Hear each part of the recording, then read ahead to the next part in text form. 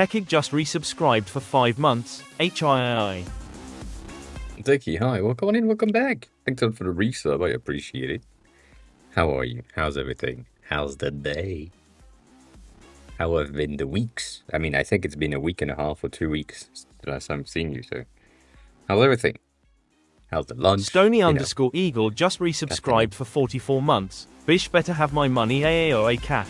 I guess today is a resub day. I appreciate it, Stony. Welcome on in, thanks for the resub for 44 months. I appreciate it. Welcome back. I hope you're good. I hope the Google crawling thing is going fine. I hope that's good. And you say you hyper? What happened? What happened? Did you launch? Hmm? Hmm?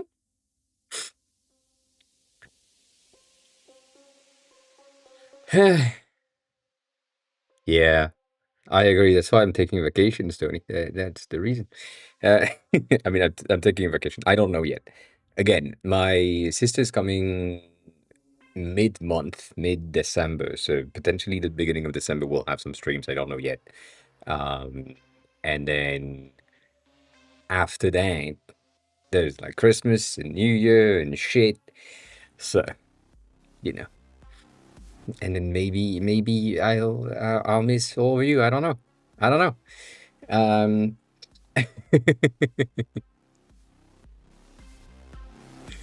I do not know.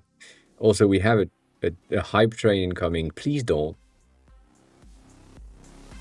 I mean, please do, but please don't. You know, the usual.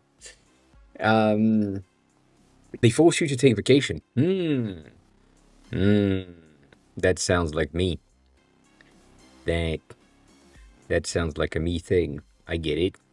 Um, I guess personally speaking, what happens when I'm not working, when I'm on vacation, is I'm working on other things, which is exactly what you said, right? You're giving Kyoto a bit more care and time and so on, and therefore you can like just, take the time that it takes to polish some of the small things like me.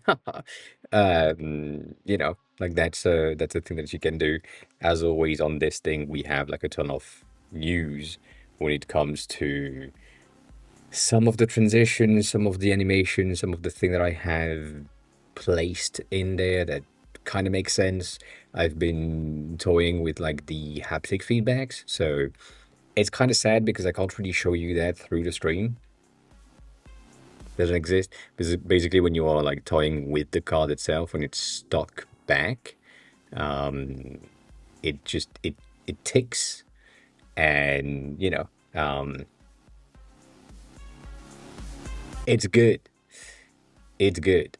Um, so that's some nice additions. I've been adding some micro transition, like for example, it doesn't really show on the stream, and specifically when I'm like recording the screen, there are some teeny tiny lags, but the bottles um, load most of the times, not all the times, but they load at straight on, and then their randomly assigned angle is animated in so that it doesn't just weirdly change. I don't know. Oh shit. Just sneeze. No, don't sneeze. All right, don't sneeze. Then sneeze later.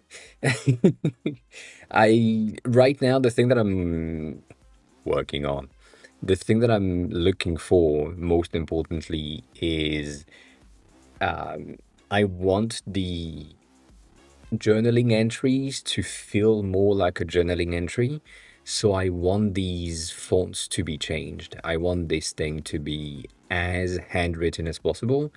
The thing that I have an issue with, and that's as always the designer brain working as a designer, as it should, is reminding me that Americans do not know how to read cursive.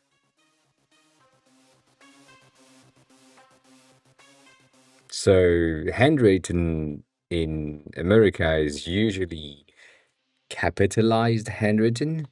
They have like small caps. That's basically how they read things. And so handwritten as cursive is something that they don't really understand. So it it's it's really annoying for me to think about that and saying, well, if I need like if I want something that is more journaling oriented in the app when it comes to the presentation of the journaling entry, I might need two versions of the font or a font that has the two options to give me something that is like for certain region is going to use the capitalized version, for certain region is going to use the cursive version, that I can play with things. The current one that we have is this,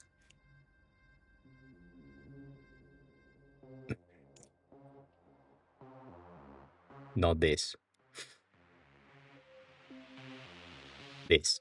So that's not the word I wanted. Um, if I go with, let's do 24 because it's going to be better, and let's remove everything, not the UI. The Palm Lake, sorry, dyslexia is taking over. Palm Lake regular in marker, like version in print, is Americanized, so it's basically just capitalized. And then if I go with the script version, I have something that is okay, but it's also not good enough, at least from my point of view. It doesn't really work for long sentences. It's okay, but it's not like as good. So with that, god damn, why am always typing this? So yeah, like these two are an option. So, you know, um, they're not upside down. Connor, they're not upside down. This is upside down for you? No. No, no, no, no. No.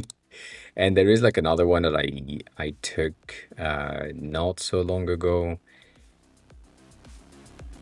I don't know if I have it here. There were this one, but this one is kind of shit. Not gonna lie, I don't like it. There is another one that I took, but this one has like the texture, and the texture is basically giving or adding a lot of issues. So yeah, that's a thing that I don't like because this one specifically doesn't really work with capitalization. This one is capitalized all the time, and there is no variation options where you could potentially go into small caps or all caps, or like that's it's not an option, so it's kind of sad. It's kind of sad. But yeah, I don't know. So I'm looking for this. That's the current state of things for me. I'm looking for potentially having or finding a way to introduce more handwritten, natural environment so that these sections. Um,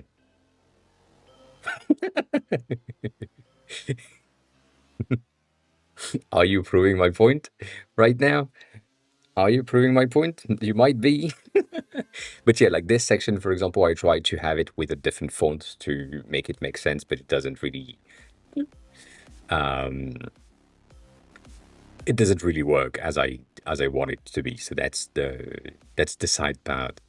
That is the sad part. Yes, right now it is a system font, which is kind of tiny from a stream point of view, but on device it's kind of fine. Um, it has issues. There are issues overall, but yeah, I like as I said, basically I changed the font for the titles for the name of the perfumes every time to be the the serif version in italic, so it is more luxurious. It looks more expensive and shit. That's something, but I really want the paragraph of text, the journaling experience to feel like um, a journaling experience. And there has been like a ton of new apps coming out lately that have this new handwritten kind of fonts, but also some of them have handwriting animations.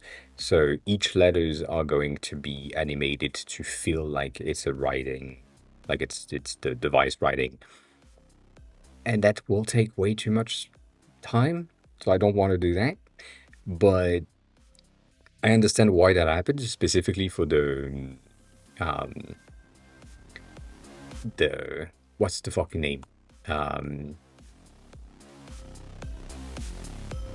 it's not Dot, it's the new one. Is it? No, it's not this one. It's another one. I forgot. Well, brain. Overall, there is like a new AI assistant thing that brings you flowers. It's a purple-ish app. And I forgot the name, as always, as always. But yeah. Yeah, that's that's not how things are supposed to work right here. Sorry. The arc window recognize that this section of the window is usually the top, and therefore it's used for drags. So you can't really touch that unless you click.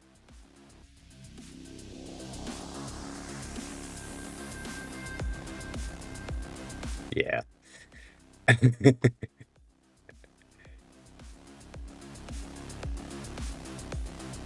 It's interesting that you have legibility right here, but you don't have...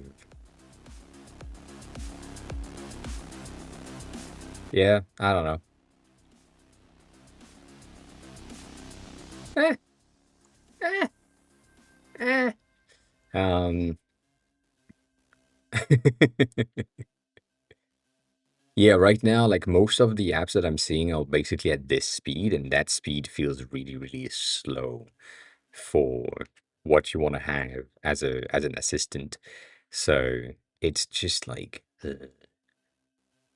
And I don't want this either. Like this feels too wrong. So right in the middle is a bit too fast already. Like something like this feels natural, but goddamn,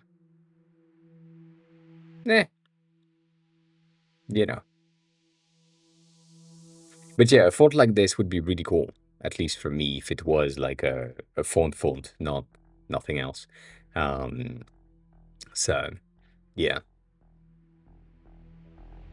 Yeah, it's the same thing that I have for my um,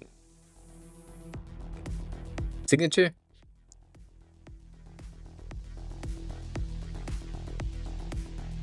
They have that.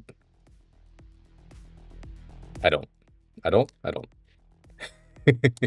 I know we have them somewhere, either in the design related folder or um, it's one of the CodePen stuff that we had saved, and now obviously because I'm looking for it, I can't find the thing in question. Yeah. But yeah,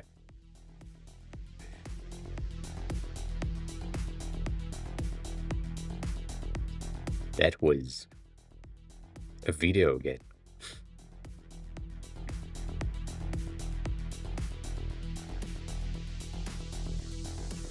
Oh, just as Vegeta deform. Hmm, that's pretty neat. Pretty neat. Um,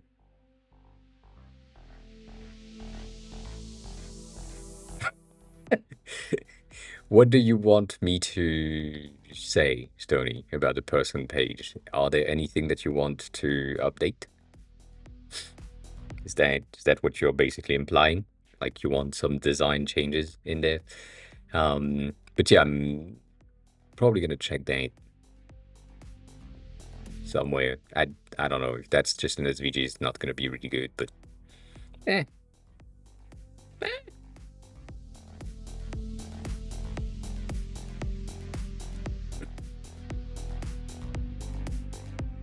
Okay, that's not the one that I was looking for.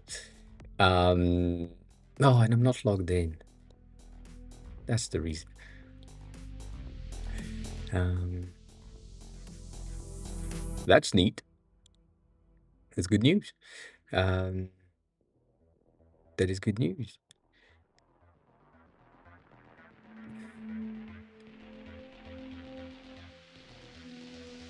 Do you need the chat? Ah, yeah, you know, you probably do. I know it's still blurred. I'm still looking for the stuff that I have right there. Dang. This one uh, is like a very interesting, you know,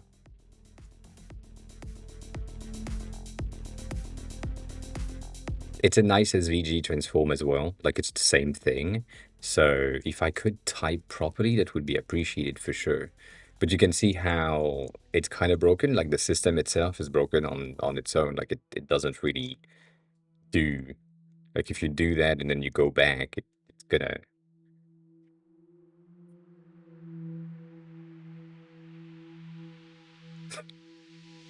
you know, not supposed to happen. But it's pretty cool.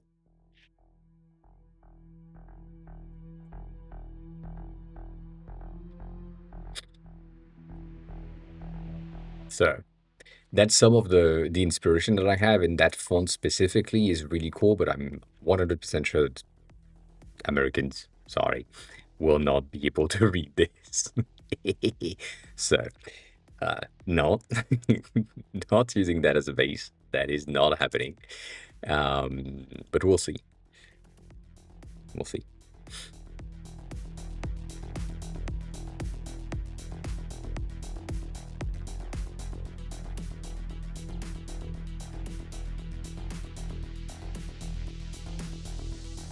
Isn't the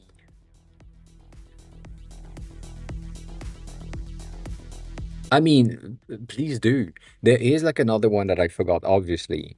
Uh,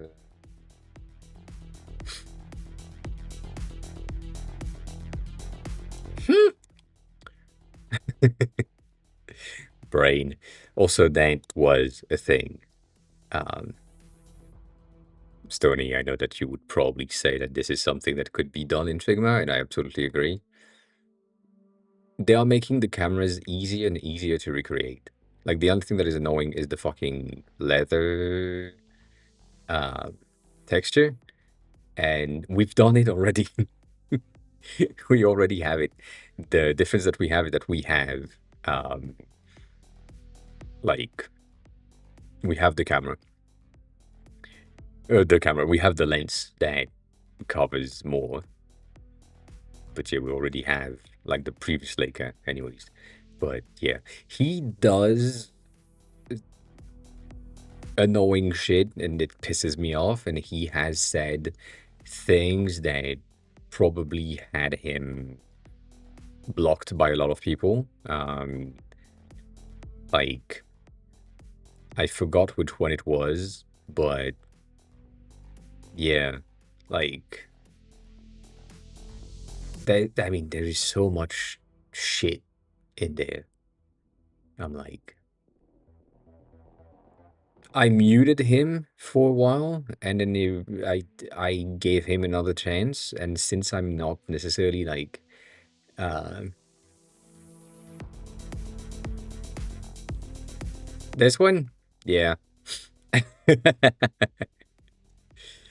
The thing that is kind of sad is that this one is false, as in this one and the US is basically the same thing. Like they work the same way, and Korea is kind of similar to this at times, not all the times, but at times, not that it matters. Um,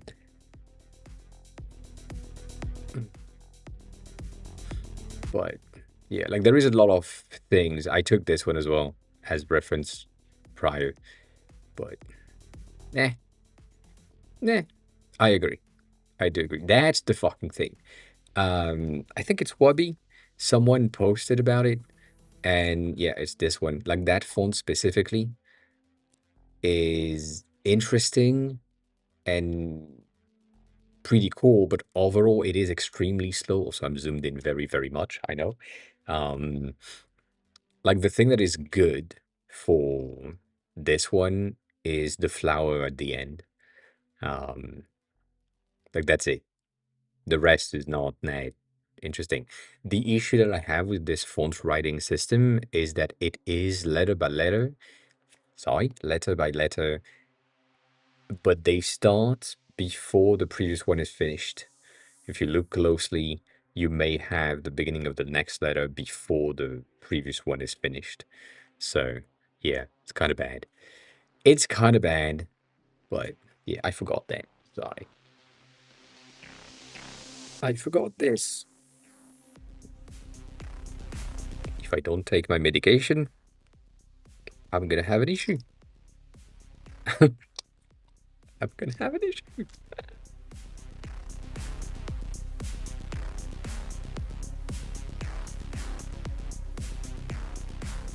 Anyways, Wabi is an interesting one. We'll see.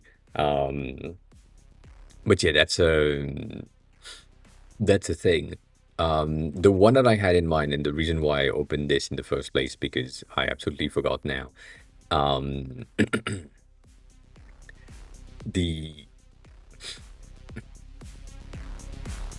Yeah, I mean, there is so many, like, currently there is so many attention grabbing, clickbaity rage baits on the timeline that is just like so bad. But yeah, um,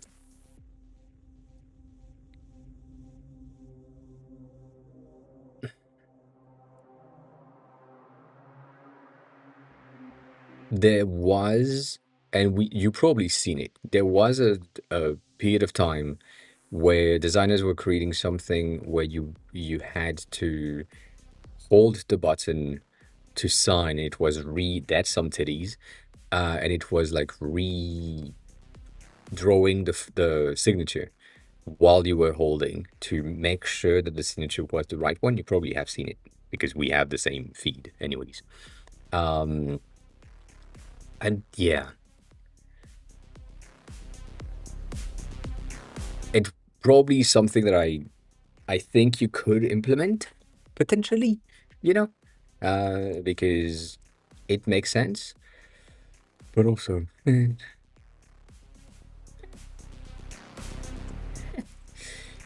Do you have like Kyoto? That's not what I wanted to do. Do you have uh Kyoto dot something or not yet? Or is it like Kyoto dot app? Hmm. I'm guessing the dot app is the easiest to get, as always, at least for me. Um, yeah, but that's the most important thing. If I see V1 and I see production, I see the progress. Um, you know, that's that's the thing. That's good. Like again, I think I said that last year. Too late.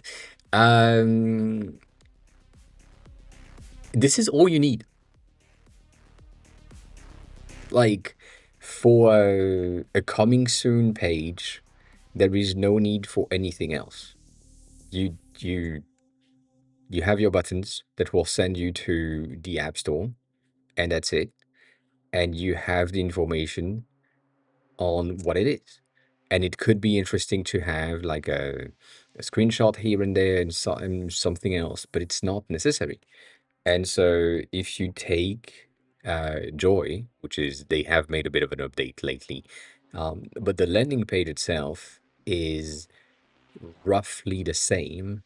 Like there's almost nothing in there, and that's all you need. Um, like I don't think you need a blog. Also, all the glitches and all of that, that's a macOS Tahoe thing. I'm sorry about that. Sorry about the refresh rate. But yeah, no, everything else is really good. So this is good. I would say the only potential stuff regarding you know, um, the background is it might be a tad fast.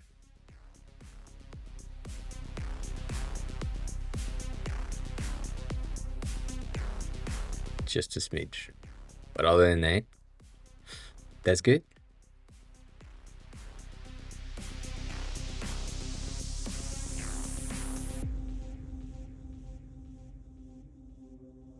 You have ratings already.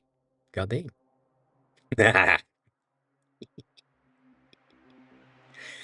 uh,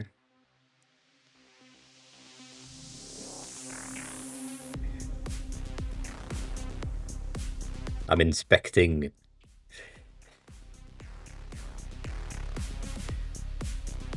I don't remember if. Yeah.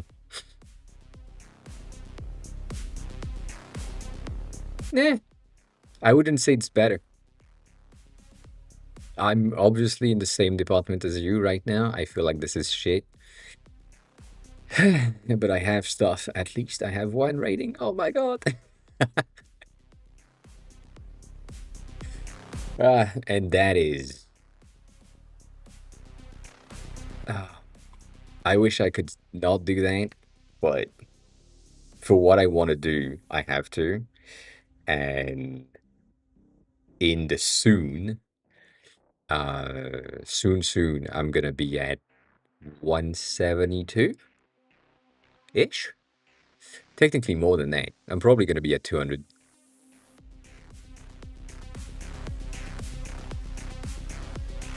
And the reason is right there. That's the reason. I need images for all of the notes of the perfume to add as the background elements that I want to have behind the bottle. And well, you can see how slow it loads, first of all, on Figma directly. Every one that is in 40% opacity is the one that I already have as an image. Everything else is something that I need. And that is just the fruity one. And there is the floral one.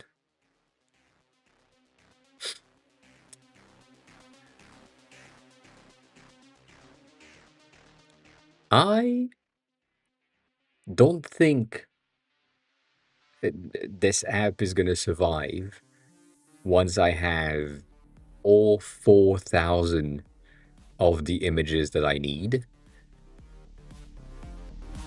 But goddamn, I need them. Like, I have some of them that are really duplicated. Like, I really have the same twice, so that can go away, which is fine.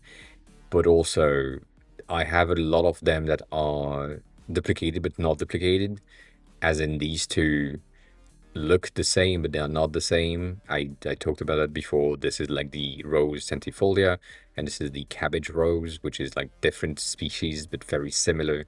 They have similar names in different regions. So yeah.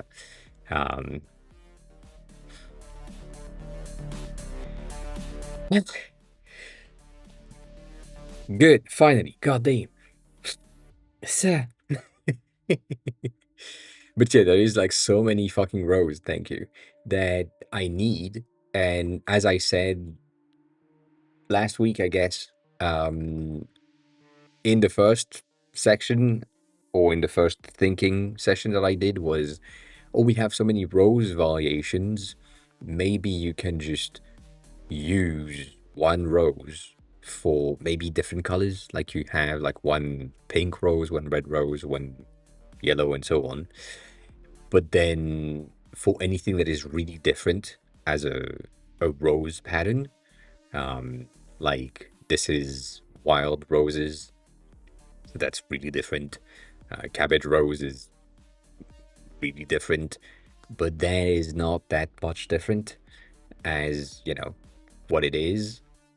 But yeah, I don't know.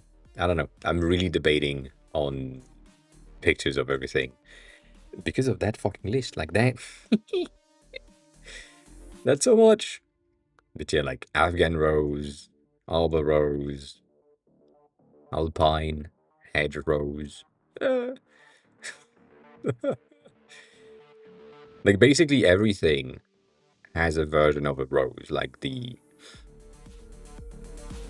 two makes no sense. Also, that's a fucking wood. So yeah, all of that is supposed to take like a lot more space, and will probably just triple that amount of data. I don't know if I can store that on CloudKit as um, as a download on download, but I don't have a backend. Like that's the thing. Everything is on device. Like my goal is to make sure that everything is on device all the time, always. But I could see how having like a folder with all of the images on CloudKit by default, and then just fetching these images when a perfume is added to the collection could be useful, so that it doesn't really uh, do too much. But yeah, it is. I think it's Gmail or Chrome. Um, I forgot which one it is. Yeah, 700. You know, I'm tiny compared to the Google stuff. Yeah, Chrome is 300 for no fucking reason. Um,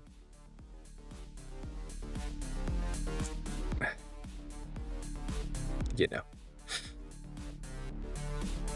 so much. So much.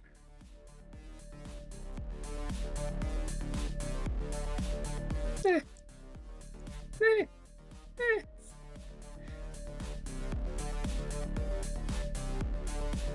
Yeah. There's so much stuff that they are loading and using and so on, so we'll see. Also, that's good though. That's impressive. I wish at some point I'd be able to, but right now that's not the case. That is not the case. Oh, I didn't know. I didn't know I was perfect sized. 100 megabytes. That's good though.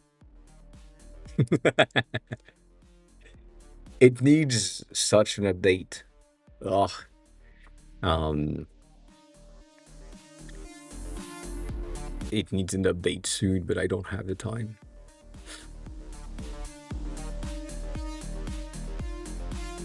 I don't know. I don't think resetting the ratings is a good idea. I'm also a big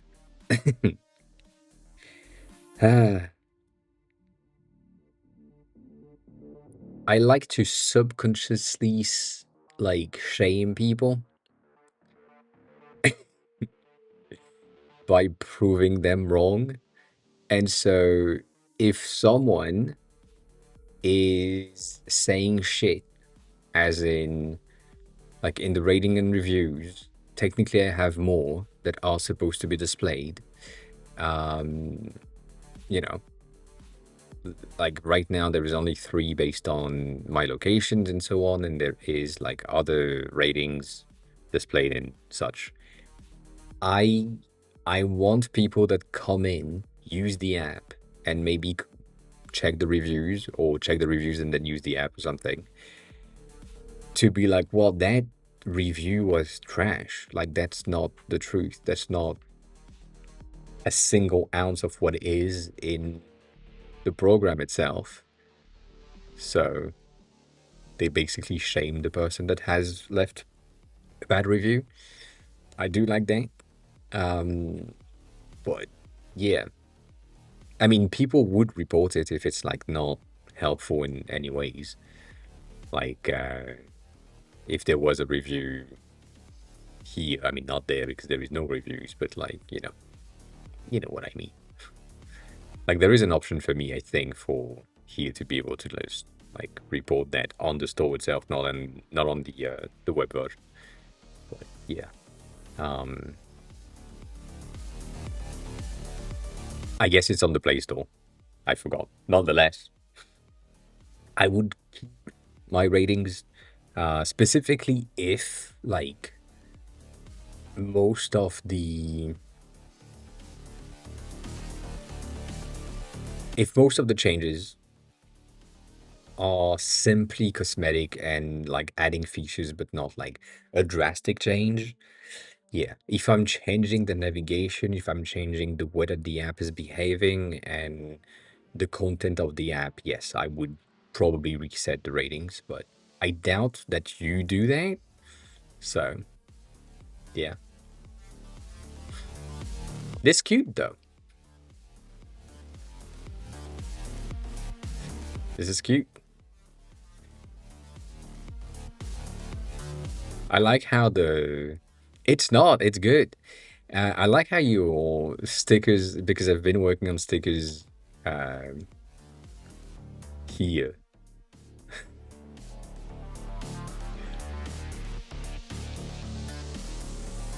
There. Nope. There. Yes. Um, I've made some teeny tiny changes when it comes to how my stickers are displayed. And let me see if I can just do that. I doubt. I doubt. Come on. I should have run that before the stream started. I forgot about that detail.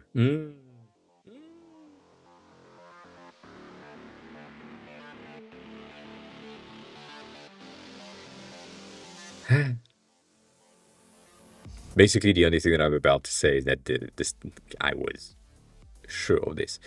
God damn, that's crazy. I have made a modifier that is a bit different. So that's my stickered version, right? ED at the end. And I changed, or I made a second one that is my sticker version. And said sticker is a bit more closer to the floor itself. And right now it's just like not enough close to the floor. But based on what you currently have in your previews, I feel like you are currently in the stickered version, which is like way bigger with a lot more drop shadows. And you might want to get to a closer to the place. Again, some of the thing that I've showcased, I feel like this was last week now, is if you are making, and you probably have done that before, if you are making something, gotta go there, that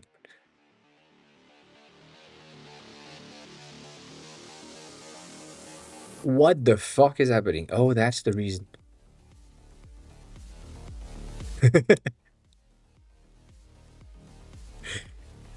So if you do something that is, let's use that as a base. If you do something like this, and let's say it's pure white, and we have like a sticker that is very much basic sticker behavior. Right now, it's not that. I know you have like a lot more details in your shadows overall, like they are way more diffused. Nonetheless, if you do that, it's way high compared to the floor. Like that's I mean, based on the elevation, it's a 4 point higher than the floor. So if you want something to be closer to the floor, it's going to be reducing the y-axis to like 1, for example, and then reducing the blur to 1 as well, so that this is closer to where it's supposed to be. Technically speaking, when it comes to like the details and so on, if you wanted here specifically, if you wanted things to be sticked, what I would do, but also that is a me thing, what I would do on this department is annoying but worth it in the long run. And it's the fact that you simply create two versions of that element in a way that just allow you to do weird movements. So instead of having the shadow on the element itself, I'm just going to have it on the frame or create a frame for that, and then make sure that you have like a sharp cut in the middle. So maybe this one is going to be like here. I'm going to make a second one right there. So you want this thing to be kind of offsetted on the side. So here is going to be 0 and 0. So it's nope. 0 and 0. So it's a flat thing. And this one is the opposite. It's a 0, 0. So that's you have these two things. And then you make sure that one of them is above the other, so that it kind of makes sense. And in your sticker effect, you will have this that is lower, for example, so that if there was something that raised or that was raised underneath your sticker right here is like, falling off the device, you give it like a bit of an effect right there. So that's a thing that I would potentially do. Or if you just want like a regular sticker, I'd say, I usually do that, where you just create your element, you add like points wherever they need to be. So for me right there, they're gonna be right about here, and I'm just going to do this. And that section, when it comes to how I want that to be perceived, I'm just going to add like a secondary overlay that is going to be a radiant, like a gradient right there, and just place that in the center where it's supposed to be.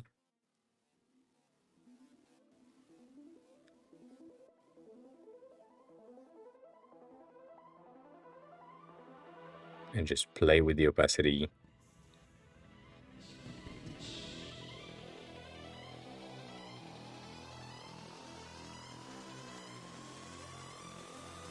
Right there.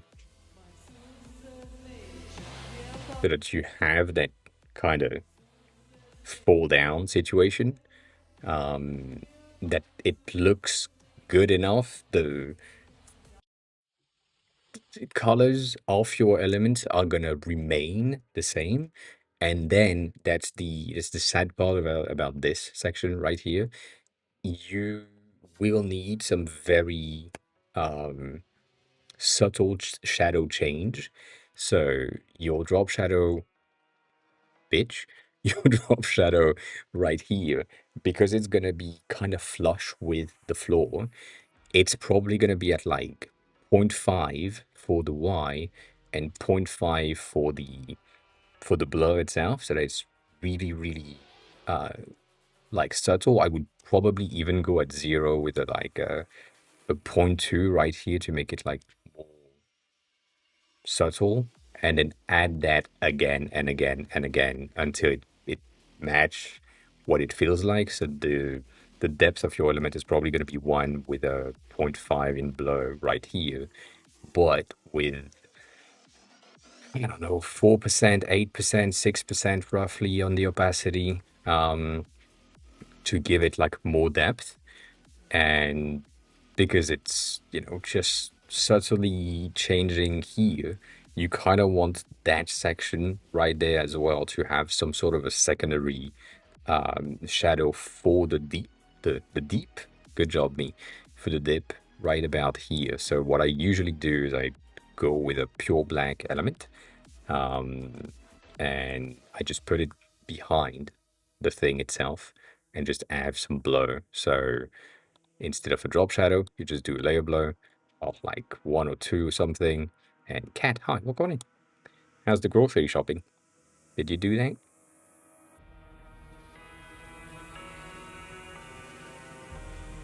So you kind of want to have like a bit of a divot, something that says, oh yeah, that's supposed to be the the distance in between like the edge of my elements that is supposed to be right about here.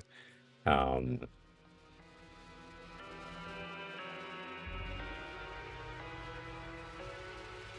and the edge of my secondary floor thingy, because that's raised. Like that's basically what it is.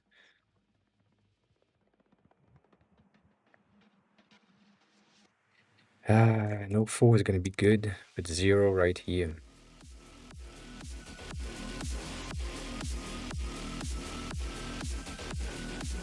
You know,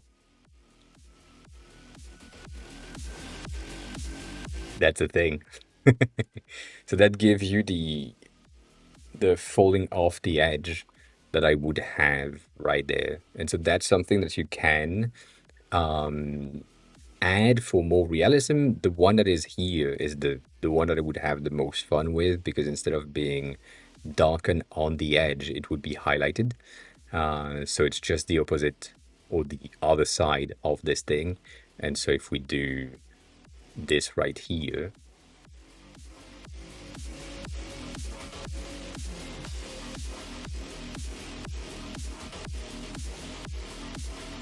that's going to be not necessarily the same option, but I get it.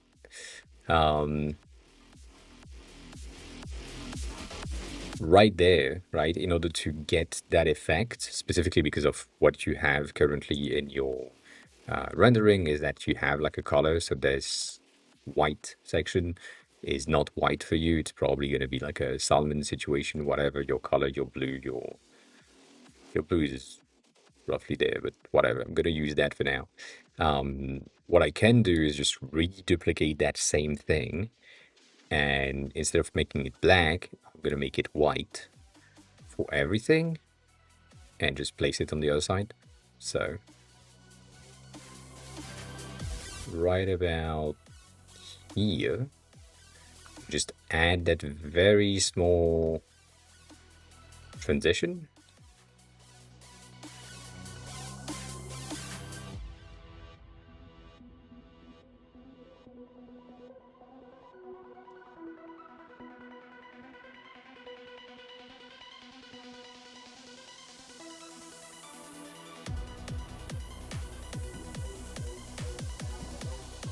And ta-da!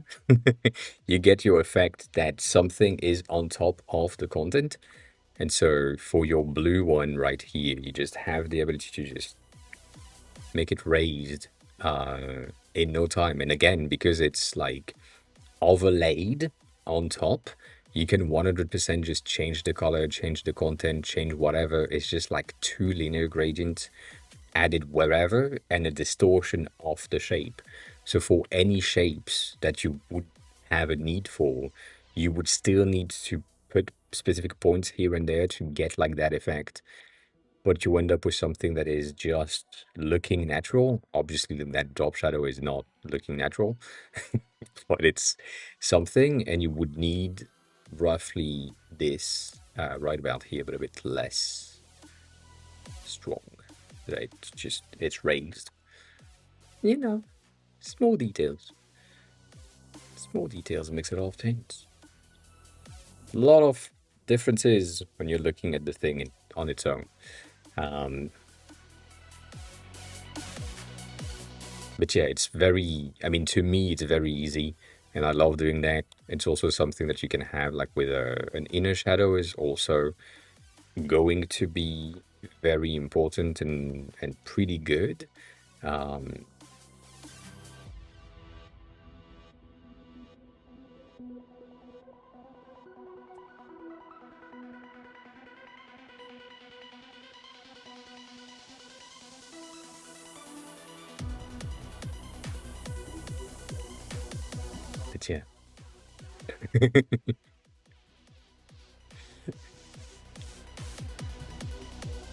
I love to do that. Again, that's, I mean,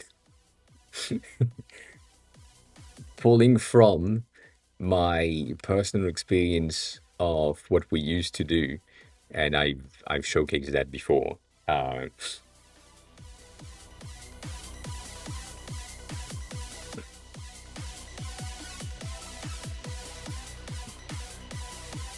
these are the thing that I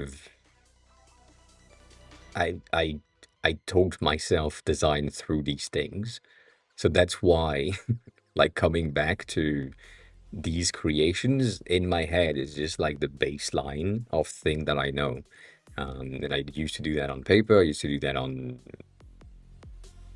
blogs, banners, tumblers, and so on. So all of that is the that understanding of recreating these ones. It's so simple and it's so easy to get like the 3D-ness and the depth of a ribbon that it's just eh, it just works. It just works. And we like it. You know. Some are better than others. Some are not practical. Don't do that. Um, but yeah, most of these things that I really taught myself through, like off that, these ones, like that's basically the behavior. So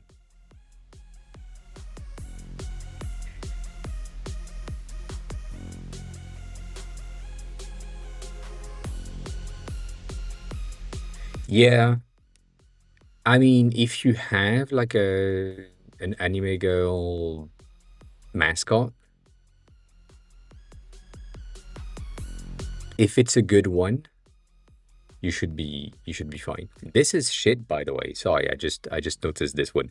This is truly shit right there. This is never gonna happen. Your ribbon is not growing when it goes behind the fucking element. Like that's not what happened. That's what happens. It it's just dips. Not goddamn.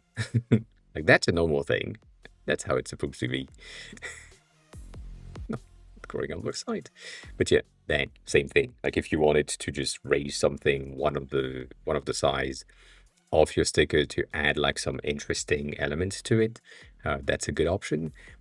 As always, even though kind of different, LS Graphics is or LS Store um, used to have like a ton of stickers as well in their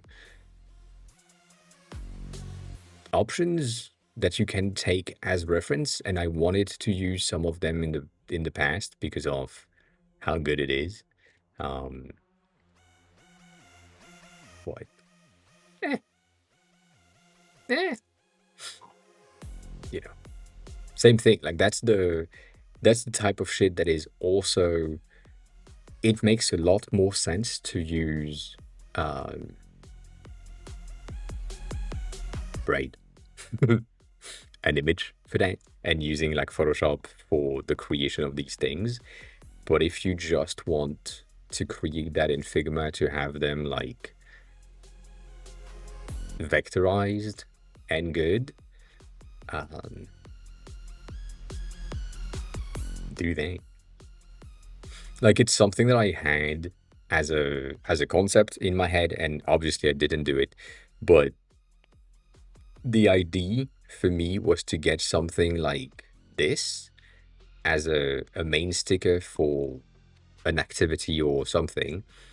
And then if the user decided at some point to say, oh, well, I don't like this perfume anymore, or it changed or something, like it started as a maybe, and then you ripped out the maybe from the next journaling entry.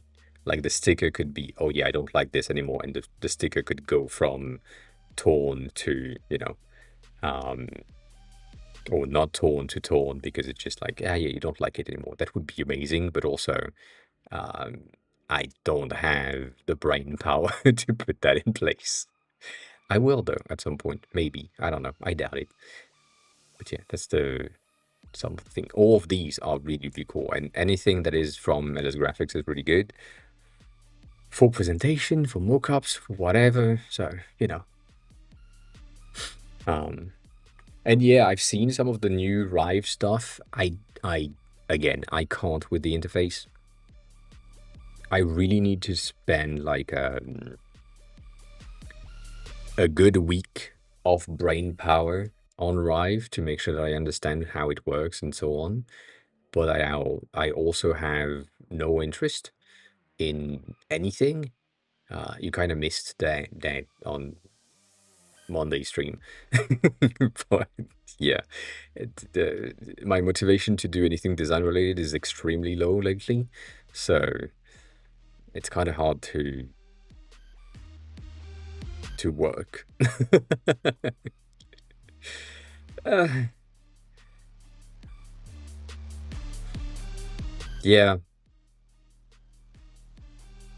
that's the thing. I feel like I don't want that to happen, and when I'm looking at the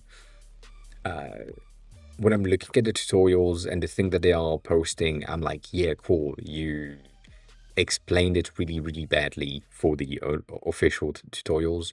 I need to find someone that is like really good at explaining in order to make that make sense in my head. But right now, that's not the case. So, yeah.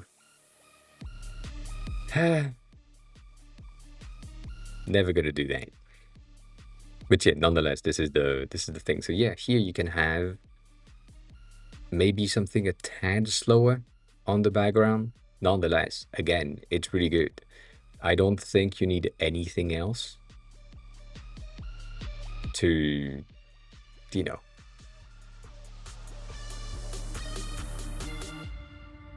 Yeah, no, I don't think you need anything else on your landing pages for an app than this. What I'm doing in here, for example, is way too much. Way too much. Um,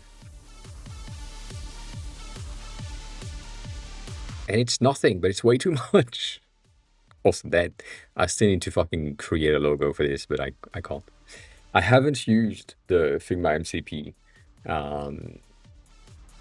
yet.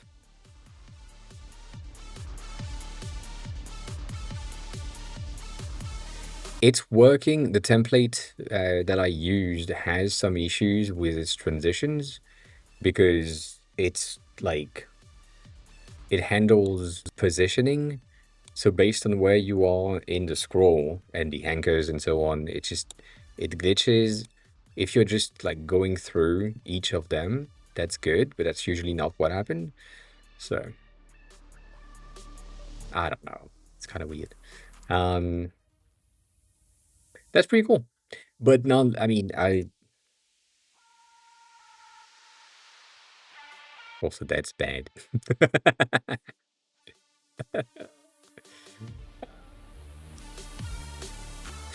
Here you go. Hi, Makoni. How are you?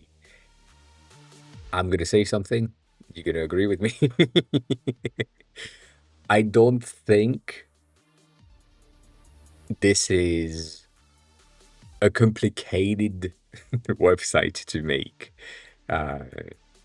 for anything. Like I feel like if you had explained it without having the design in Figma through the MCP, you would still have achieved something really, really similar, with the potential difference of having the button inside of the card instead of being outside.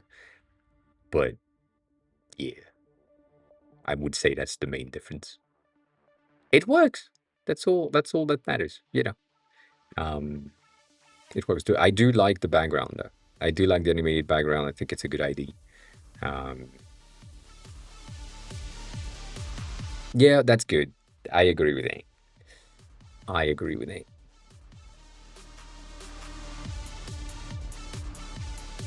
I think if you just do screenshots, like the usual fan of two phones on this side and one phone on this side, or an iPad or something, just inside of the card, not really bothering anything, or maybe inside at the bottom, but like that go out of the container on the edges. And that's it. I think the website in its entirety is good. And,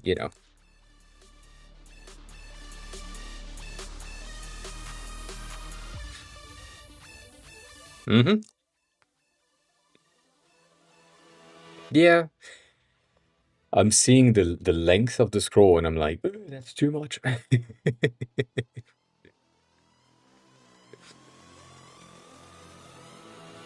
But yeah, no, that's the current state of things, right? Um, most websites are as simplified as possible to go straight to the point. And Jitter doesn't.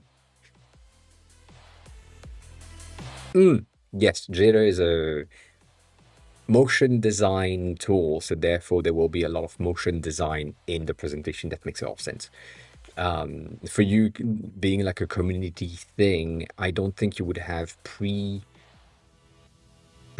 of the communities, circles. Um, it doesn't make any sense, at least not for me. So yeah. Also, don't miss your meeting. Your meeting is important, I guess. I don't know. I don't know. But yeah, don't miss your meeting. Um, I know. I know. I see the time. But yeah, no, everything in there is like really simple but really neat. And this is the new trend as well from, oh, it was a card all along. Something that we have discovered 3 years ago, I think 3 to 4 years ago, when Design. Nope, that's not. When this website came in 3 years ago, I think 2 years ago, 3 years ago, a lot of people just discovered, or it was triggering or triggered by the fact that some of the website that we had were like, oh, that's a card. It's been a card. The whole website has been a card all along. That's crazy. And think of that. It's basically just a parallax at the bottom. But yeah, um,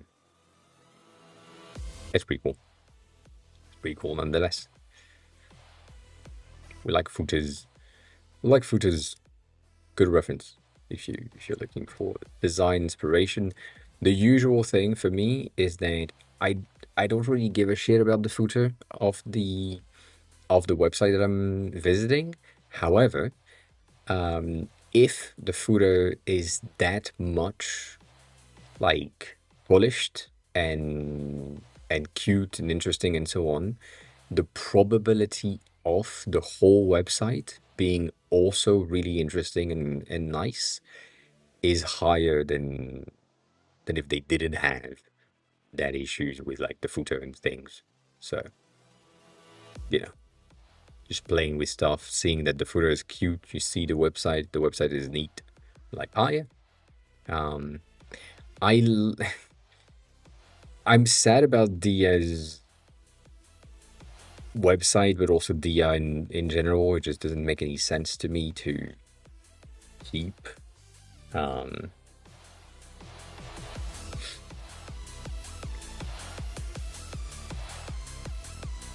because it's just like it's the only thing in Dia that makes it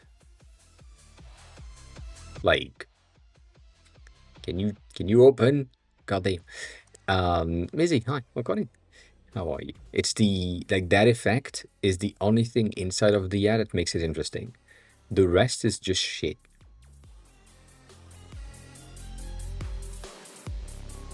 Like I'm so sad. I'm so sad. I know exactly what's gonna happen, and that pissed me off. But yeah, like that effect in the background that you see in the hero is the effect that you have when you're like opening a new tab in DI and it's cute. But that's it. That's all it has. Like Dia has nothing interesting. And I mean, I understand their point of view and I understand their business model with adding like an AI chat um inside of the entire fucking thing means that they can gather way more information about you. And then it's just they're just trying to push people that are currently on Arc to Dia so that they can upsell them with something when they could simply have said anything that is the AI assistant that is Max in Arc right now could have been upgraded just a slightly bit to have a side chat. And Max overall is a very good, simple AI assistant thing to do what you want to have for like compiling the content of a page and having like a recap and so on. But like it's just it could have been so much better if they just implemented that, but no.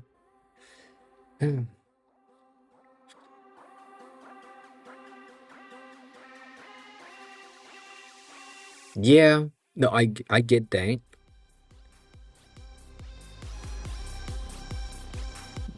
I mean, it was probably faster to just start from scratch and then reintroduce the features that Arc already had so that it is like natively built for the and like the interactions with the chats. But like the fact that in the command F, if I had Max enable, which is not the case, I would be able to just like recap the page, just have ask a question about the page and so on, which is basically what the fucking chat was doing. So it is already there, it is already implemented, and it is already working just with a different name and not like front and center.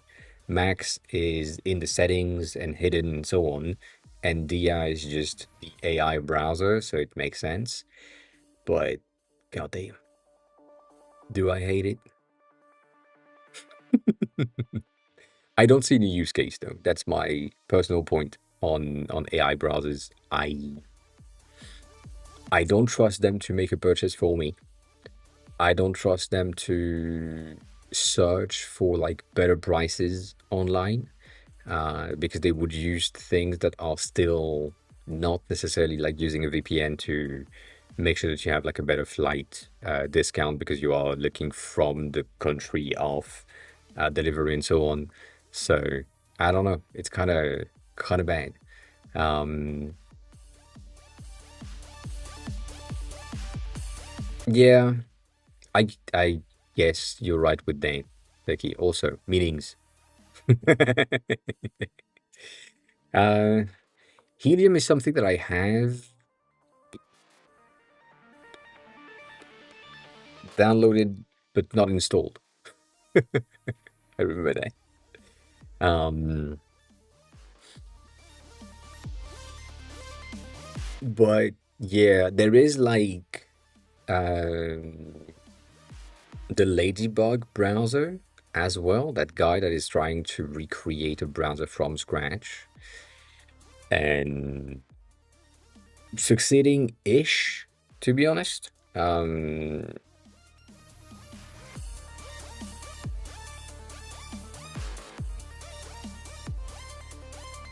Not Ladybird. Ladybird. My bad. My bad.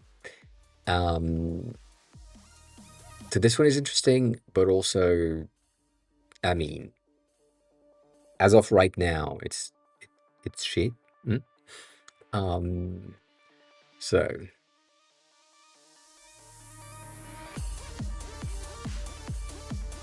that website needs so much.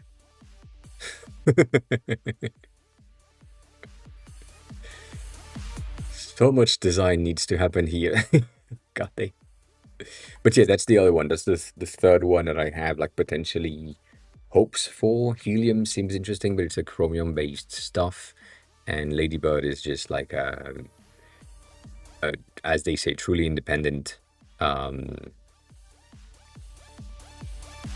browser that is not built on either of the existing toolkits. So it's not like Safari, it's not Mozilla, and it's not Chrome behind. So it's like the fourth one that no one had seen before. So we'll see. I doubt, because it's a one-person team, kinda open source-ish, but like not really. Um, no, we'll see. But yeah, nonetheless, I do think like Comet. What's the name of the OpenAI ones? Um,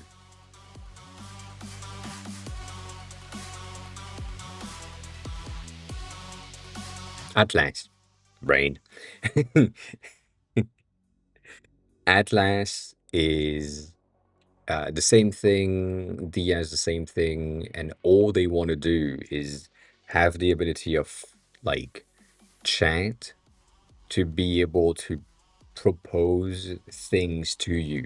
And I understand, like on paper, I do like the concept. Like it's something that we talked about before many times of Siri or Google Assistants or any other platform that you're using that has access to your calendar, has access to your emails, has access to your computers and your devices, and is aware of, oh, you have a meeting in 3 days with that person that you have seen 6 months ago.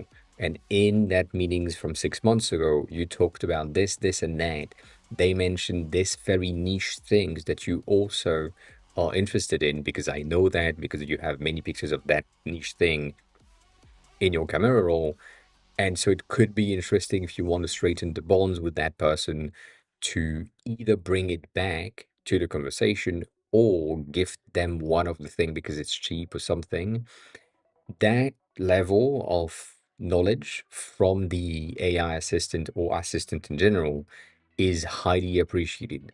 When you have a second hand, when you are like rich and famous, not my case, but when you have an assistant, like a physical person assistant that is there for the purpose of knowing anything about you and making sure that your business and your life is much better, you go through things much smoother or more smoothly because it's just like it knows that the person knows. And if the AI could do the same thing or the assistant could do the same thing, which it can, it makes sense. So on paper, it makes sense. In practice, we know that the fact that the chat is embedded inside of the browser is to make sure that it can just capture as much data about your browsing behaviors.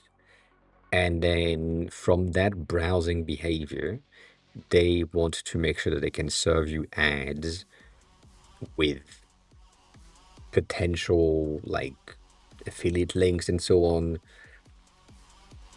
That just converts, and that's just so bad because it gonna end up with, oh, last time you were crying, you went onto Amazon and you bought ice cream. That never happened. You would not buy ice cream on Amazon. I don't know. I wouldn't. Um, And then because the mic recognized that you are currently crying because you were watching a movie, maybe it could order ice cream for you to just get delivered by the end of the movie or before the end of the movie. Like that's the type of shit that will happen for sure. Like I don't see a world where AI assistant thing is at the center of browsing and assistant in your phone is not at the center of your phone, where it isn't going to spend your money for you based on contextual clues with things like slight to dismiss or you know, like it's an opt-out situation where the assistant wants to buy these things, you have 5 minutes to discard the options, otherwise it's gonna go through and you're gonna get like your food delivered, because usually on Tuesdays, um, you are ordering from that restaurant and you are ordering this, and that because it has access to Uber Eats, like that type of shit. So, eh, I don't like it on paper. I don't think it's a good idea. I see why, capitalistically speaking, it's a good idea, but I don't want it to be a good idea. Um,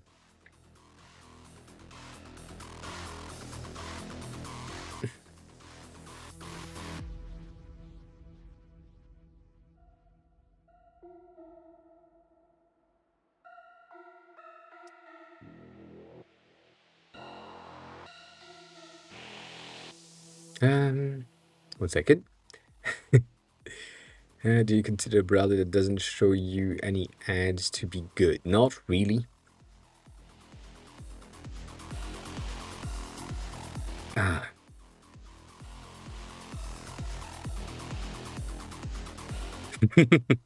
there is like a bit of a different potential thing in that question, Mizi. I'm gonna answer that in a second. I'm just looking at this. You saying, um, you're saying on desktop I have a nice white border around what? Where? Where's the border?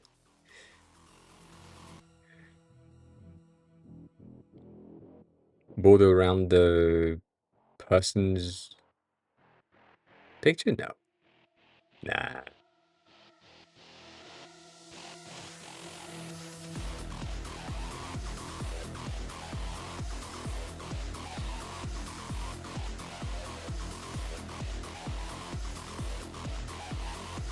Oh yeah, you do. uh, I'm guessing you want this border. You're talking about the border around the card and the border around the picture. These two borders. Is that the thing in questions?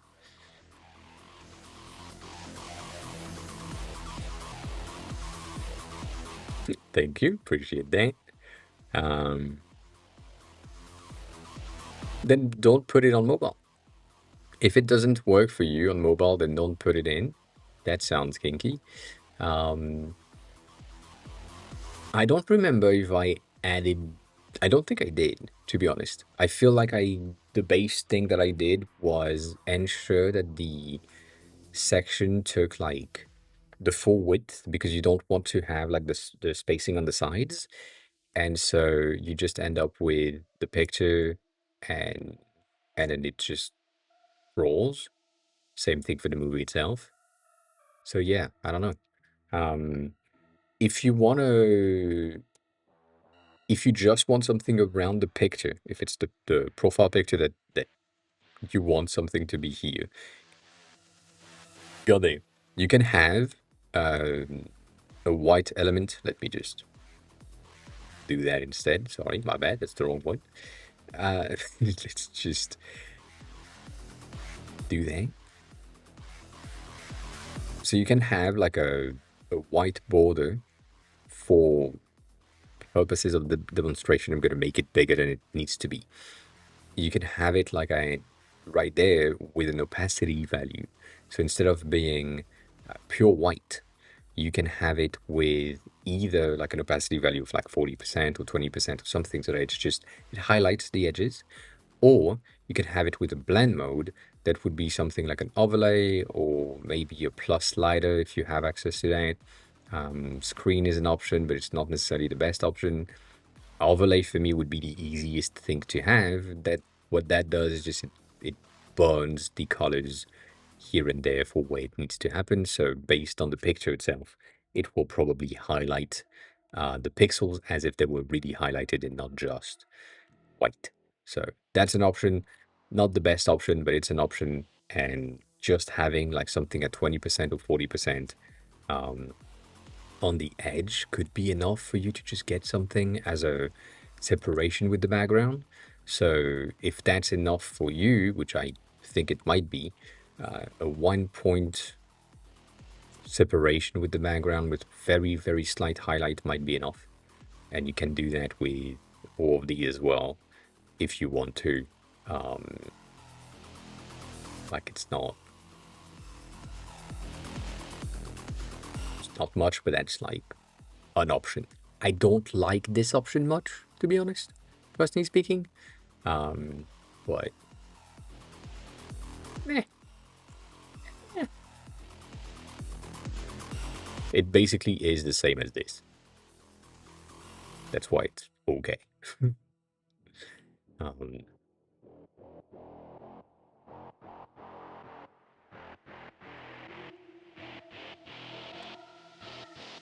if you don't want the underneath ones, I would probably say what would be good. That's gonna break for sure. What would be good on this, and then Maisie, I'm gonna answer your question because that's in my head right now. Is this so making sure that you have let's do 8 for no reason for now.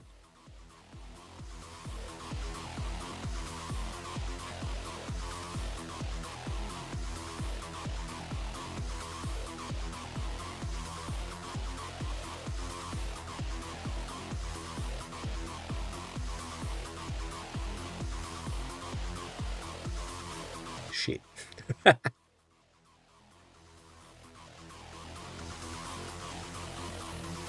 um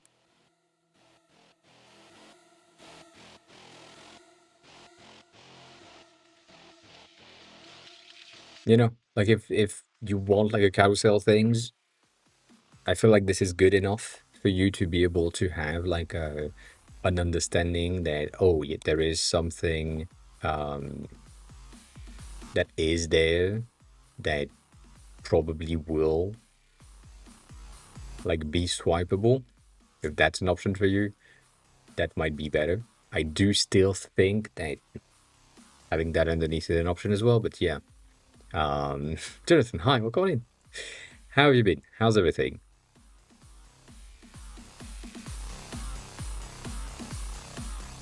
But yeah, that would be my go-to if you had to do like a carousel thing. Even though I would love for you to not, but you know. Let me reread that message, Mizzy. You said, you said, you consider a browser that doesn't show you any ads to be good. Not necessarily. The thing that I have with like, uh, God damn it, the thing that I have with ads in general when it comes to being shoved into your face, it's gonna sound really bad, but I do not mind it when it's well done. So, for example, something that makes no sense, right? That's gonna help. If I go on TikTok and I go in the shop, nothing in there makes any sense to me. My content is titties, sports related stuff, cats, right now Formula One and other things. That whole thing is just nothing for me. That makes no sense to me. The ads and I can't really show you that, I think, but the ads on Instagram for like real ads, them seeing through things, makes so much more sense. Like Mad Monk is an advertisement for one of the products that I do have and use and have bought in the past. Sometimes I'm seeing ads for things like this. Like this is a whiskey testing kit. This is the one from Flavia, which is also something that I have, as I have been a customer of. And so these ads don't bother me in the slightest because it is the content that I like, the type of thing that are related to me. And so kudos to Meta for siphoning the entirety of my data and just, just knowing everything about me and providing the correct things like some cakes and chocolates and macarons for Christmas. Yes, 100%. So all of that makes all sense, you know. So I don't mind ads. I mind poor ads. Like nothing in there matches me. Like this is not the style that I have. This is not the shoes that I would buy. This is not. I'm not into cars in the slightest. Sex toys that are not presented as sex toys. All of that. So again, I don't mind the ads. I mind the poor ads. That's usually what happens. Also, Jonathan, congrats on the new apartment. That's good. That is good news. Did you move far away or did you just like 2 streets over in the same town? You don't like this? God damn it. You don't like it. You don't like it?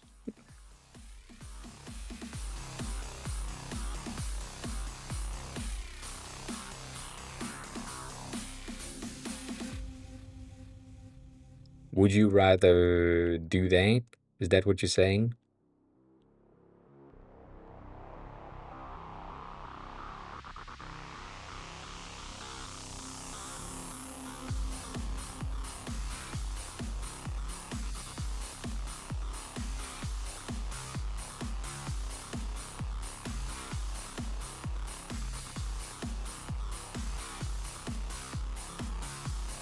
That's pretty neat to be in the center. I mean, central to any city is really nice.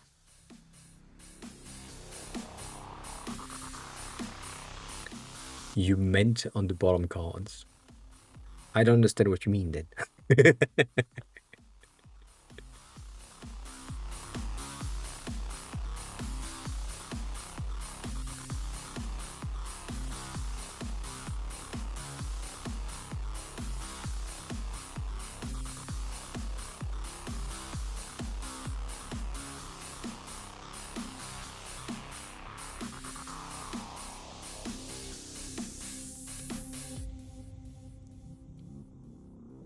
Yeah, I'm not worrying about it.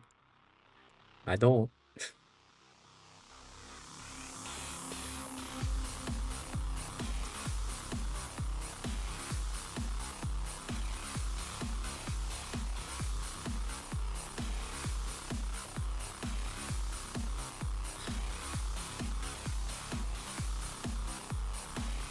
That's sad. That is sad news. I can't deny that. It's a bit of a sad news. Um, but I get it. I get it. It needs to happen. Yeah, I mean, specifically if you enter a new flat and you are the first tenant and it's not like a furnished flat. I get it. I get it. Don't forget some of the essential. You probably already have them if you have moved, but like that's something that happens for me. For example, when I go back to Japan, is the flats that I'm renting are flats that are furnished, but also um, not fully furnished, like kinda, but not truly, but kinda. And so the first 2 times I basically came in and there was no toilet paper, there was no amenities, things for the bathroom and so on. Nothing like to take care of the dishes, like no soap, nothing. And I forgot about that and I arrived at like 6 a.m. Not really. I arrived at 5 a.m. and then I open the door at 6. So most of the shops, like real shops, are closed. And because I arrived on a new area that I didn't know, I didn't really know where was the thing that was open 24/7. So, yeah. Um, that's sad. The fact that you have a delivery while you're out, yeah, that's not a good idea.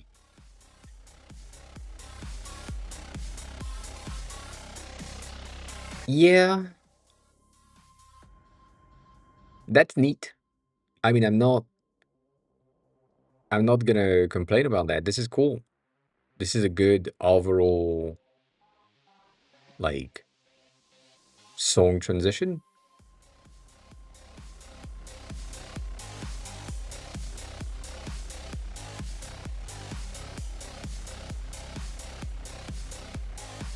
I again, I would have a sliver of something on the side just to hint that there is something because here I'm not saying that it makes sense, and I'm not saying that it is something that is familiar for most people. Like a lot of people don't know that you can swipe between songs on Spotify, so might not. Um, I'm not saying having a sliver on the player. I'm saying having a sliver on the person, like actor, user, member, whatever of the crew, having a bit of a sliver of like 4 pixel to 8 pixel that just peaks from the edge so that the user can know that, oh, there is something on the edge and I can swipe. I mean, it's the usual, but it's just like a hint, just a hint. Hint helps so much. So yeah, if you want to do swipeable, it I understand you want something that is as clean as possible. I get it, but yeah, unless unless you keep these, unless you keep these underneath. And if or when the user tap on one of them, it slides. In that case, I don't care. In that case, there is no need for the sliver of thing on the side. But if you remove these and you just have the swipe, you kind of need a bit of a sliver of something. But yeah, if you keep them and they are triggers to go to the pictures in question, and you keep, as I said, the first four and something, that is an option. But yeah, if you don't want that, then yeah, I don't know. That's sad.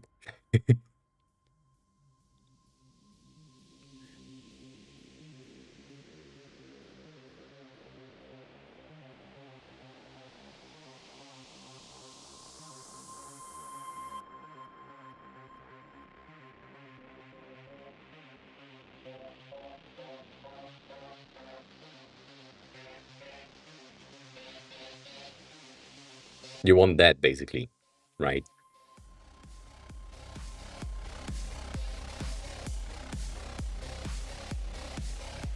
Mm. Mm.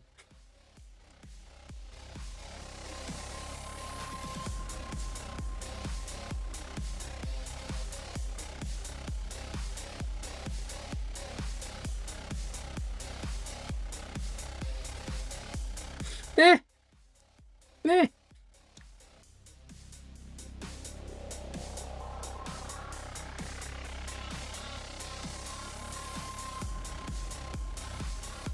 And just and you said you can do it on the widget on the lock screen on Samsung. I discovered it recently, as in things that can be swiped on the widgets.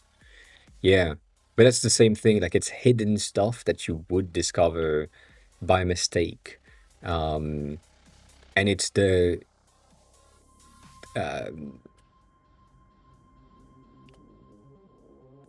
you probably have heard of that. Um,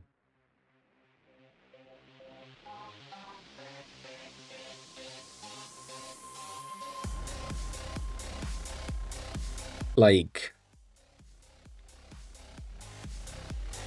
this thing is something that a lot of people don't know about. You can use three fingers and just you by three pinching and dropping, you basically have a copy paste across devices and no one knows about it.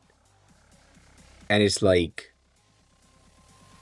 it's one of the most impressive features of iOS, specifically for images. And it's just like, no one's aware of it. It's the same thing as continuity copy paste that I'm using all the time when I'm just copy pasting text from the Mac to paste it on my phone, because it's faster to browse on the browser here. But yeah, it's I don't know.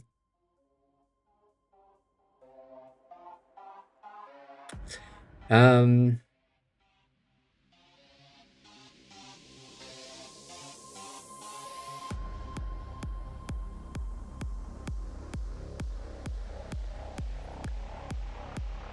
so for that statement right here, which I'm not against, kind of, not really. Um like having things that don't serve anyone really, but are nice to some stumble upon, I agree that it's nice. And I'm not saying that it's a bad thing, but it needs to serve no purpose really. And for the preview images, you kind of expect to like know that there is more images. I would expect it to have more images. And so for the purpose of understanding that there is more images, that usually is the pagination dots underneath or something else like the lines and so on, to help you know that you have a certain amount of pictures available. Again, I'm not against the fact that it doesn't really matter that the person can see more than one picture. So it is something that it would potentially stumble upon as a, oh yeah, there is more. But yeah, like this, the thing that I have here, which is bad, take that from me. Um, that page specifically has something that if you don't know, you don't know. If you didn't pay attention the first time, you will never know. And it's the fact that once you're loaded and you want to see the note or something else, you need to tap on the bottle itself to have the details. All of that is data that is really important for a lot of perfume enthusiasts, but it's not visible. Like I'm making it really hard for people to figure out that there is something here, and that's bad. I need to fix that. So what I did is that on the first time that you launch the app, there is a tooltip right here that tells you tap on the bottle to see the details, right? That's written right there so that people would probably tap on it at least once. And when they do, then they understand that this is there. But it's really bad in terms of UX, in terms of discoverability. This is not a good thing, and I should make it as if have a good meeting. I I should make it as is like it's more understandable, meaning that potentially getting something like an icon or some stuff right in the corner on top of it. I don't know. Um, could help, but it's also like not necessarily good. What I was thinking about was potentially having an on a pier situation on top. So if I go here, loading apps as always.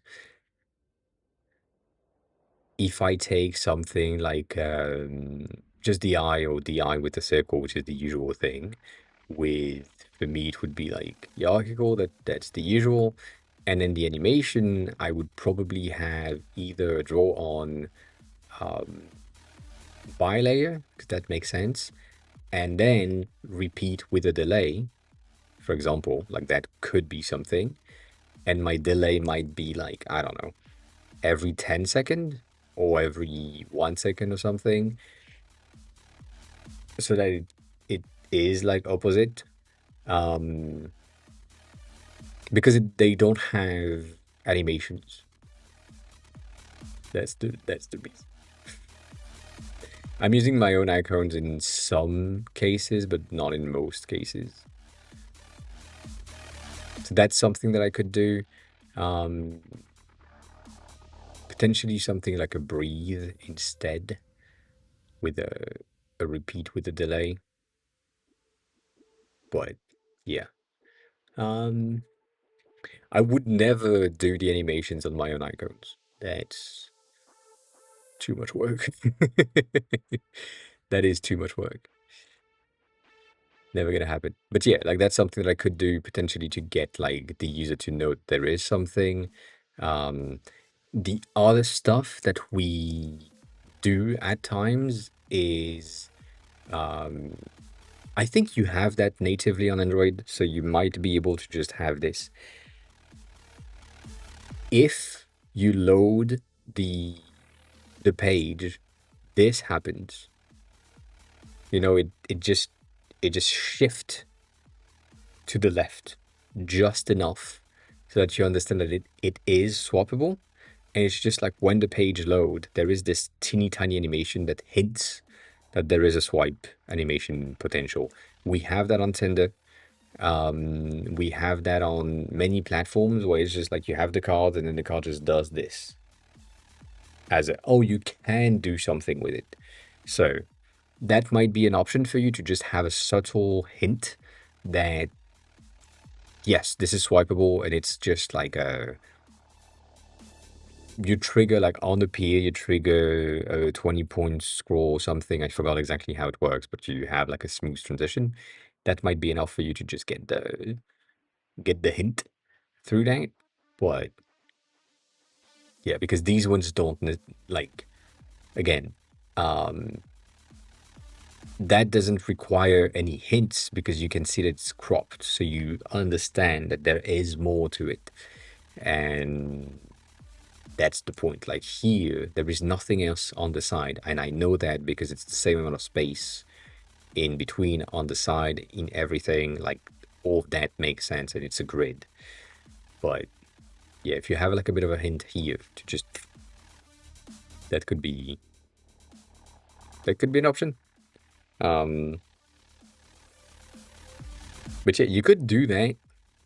Not necessarily with the angle because the angle is not necessary, but you could use that like the stack thing where each of the cards are on top of each other and the underneath one another is like a bit smaller, and it's just a matter of having like the cards stacked. That could be a thing. It's just rotating, infinite rotation. So why not? Why? I don't know, but why not? Um, but yeah, no, if that's I think the hint would be the easiest thing to not have like the dots underneath to indicate that there is something if you don't want the size and the dot. Um, Slide is going to be an option, but yeah. And I've been back at work, by the way, not that it matters, but goddamn, that stickers is pretty neat. um, I've been back at it. So these are all the icons I have deleted all of the other pages. I'm still keeping them for now. The reason for this new thing is that way we have each of the icon styles next to each other. And that way I can just navigate and make sure that, for example, here, the the bat itself matches the rest of the bats. Like they don't have, it's not bigger, it's not smaller, it has the same visual weight roughly. And so if we switch in between this one to this one, they look the same it looks interesting and so on. So I've been working on making sure that most of the additional thing that I was missing have some sort of a filled version. Some of them I kind of missed some of the details because of how it needs to happen. I don't really have a choice. But yeah, I've done that. And so not most of the, I could like 99% of them are done. I'm missing some of them that can't really be changed into solid. This one is really cool.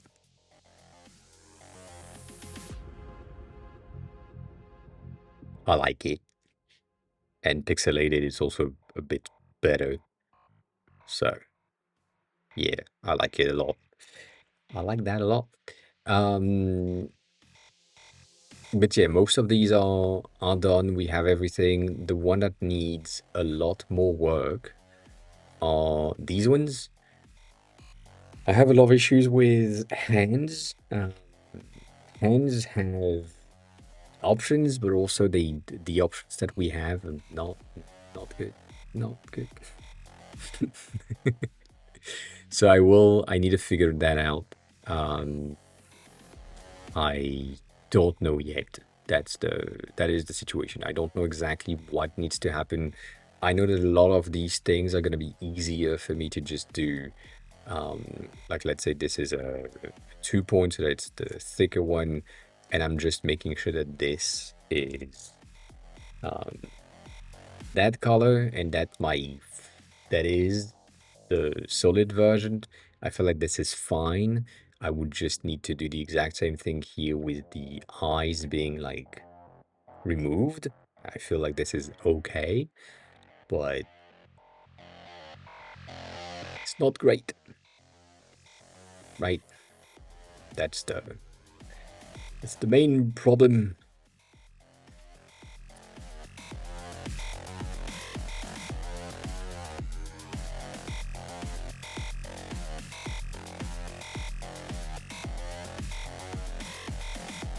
I've been doing that all day.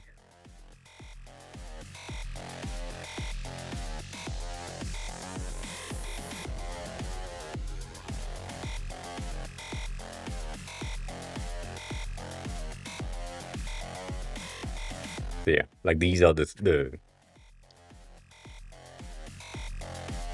type of shit that needs to happen, but I don't have the brain power to do most of them, and most of them also don't really match with the rest of the thing that needs to happen.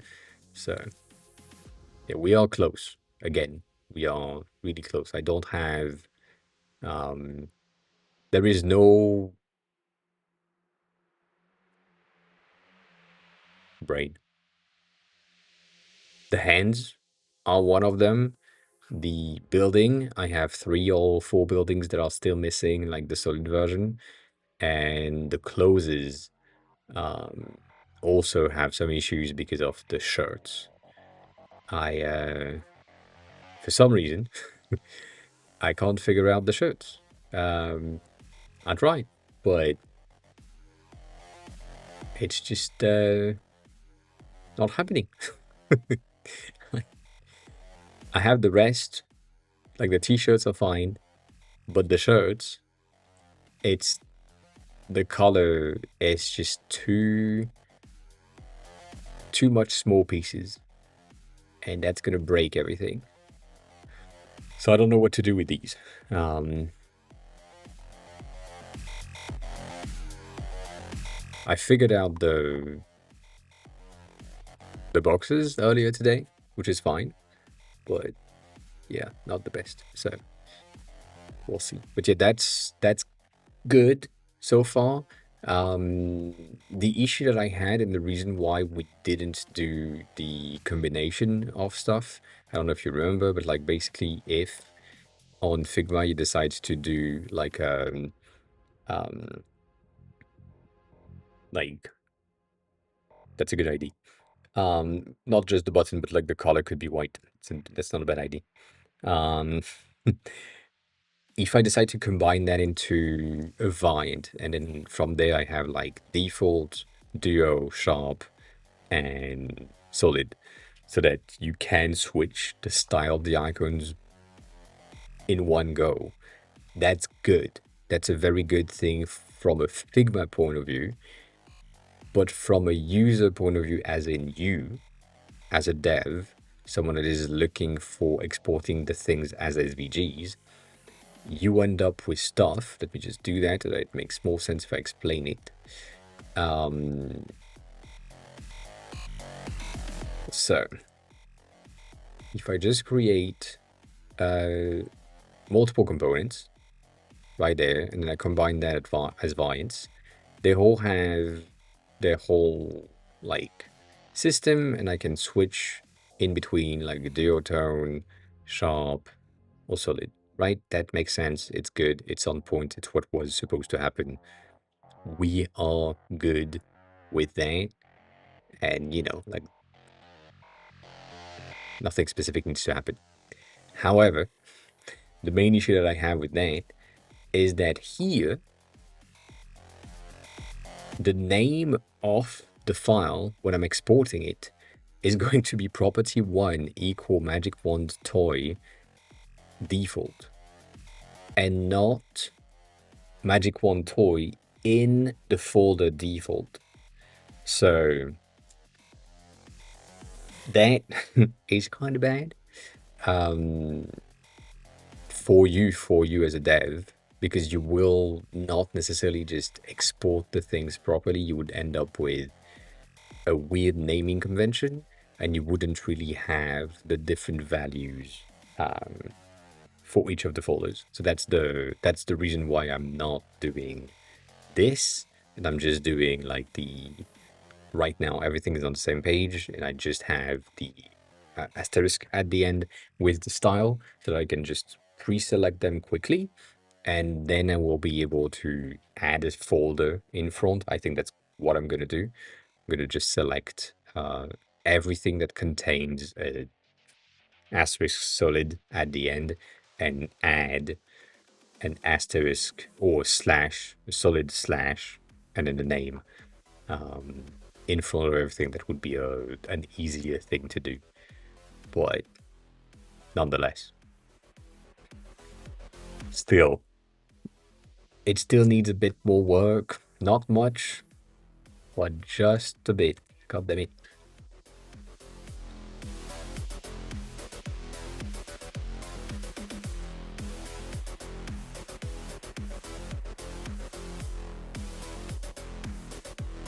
Fuck.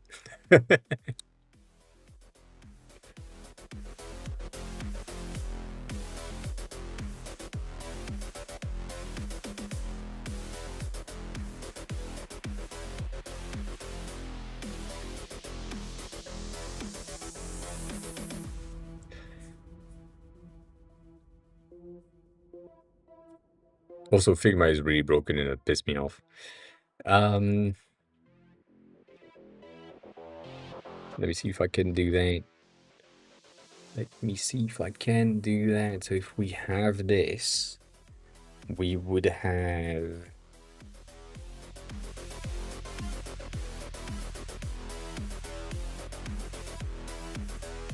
that section.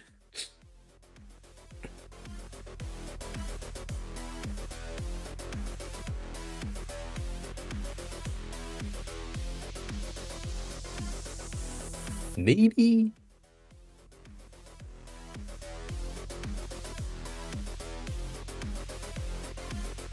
I'm trying to break it down in my head so that we have something, but what is in my head right now is basically just retain the buttons and the opening right there so that you can extract that later. And then on here, you basically want to slate that it's everything is pure white, but you kind of want to break the flow of things. So I'm thinking breaking this so that it opens here. So we have that, and then I can open there.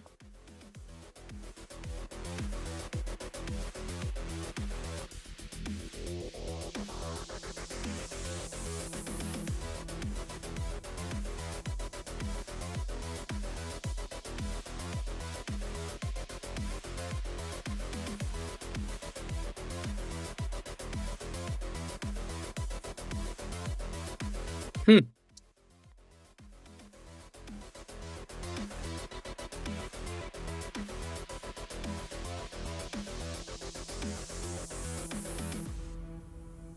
That's a first.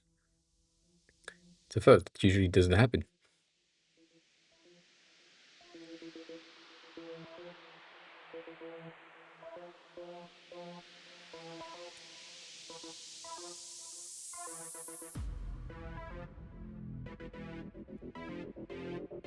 Hmm.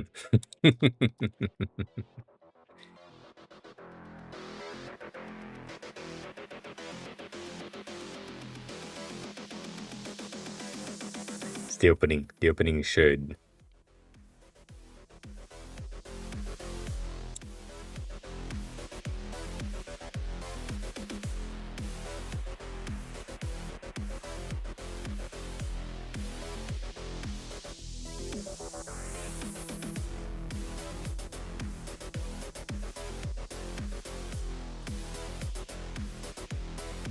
Hmm.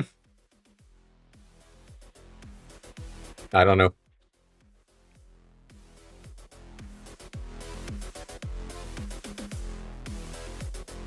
I don't mind it, but I also don't like it that much. Again, it's a pixelated thing. It's gonna be tiny, um, like very, very much tiny.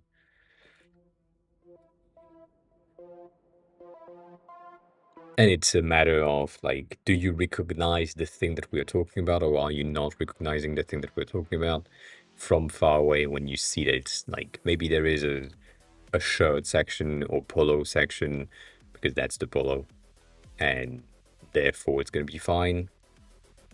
I don't know, maybe. Maybe.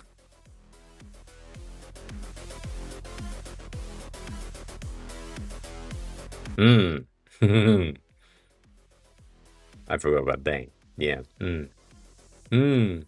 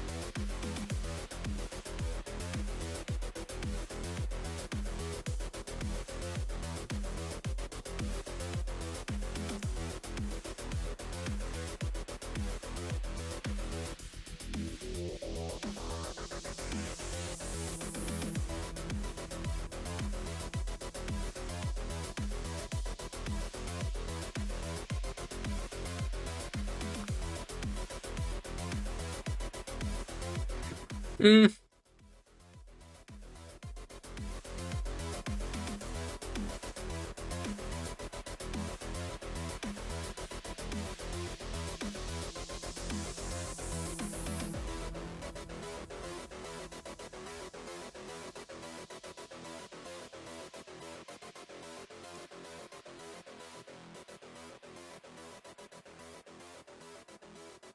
That kind of works. I think it kind of works.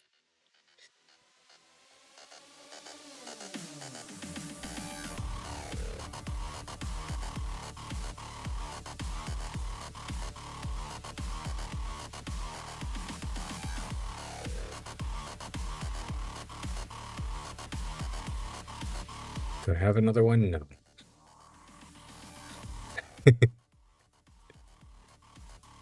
Yes.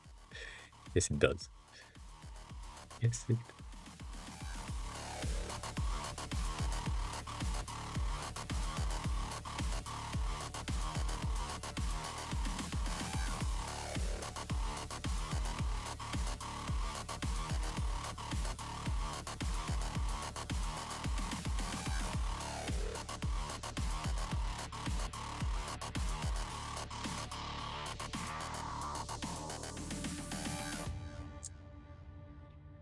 The issue that we have is that the solid icons are really hard to get like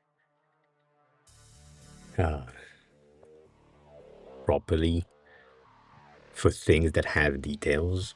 And so I looked at earlier at huge icons, for example, because they are a pretty good reference, specifically for the hands. Their solid versions have these very, very thin and tiny, like 0.2-ish uh, subtraction, and I feel like it's bringing more noise than anything, so I don't like it.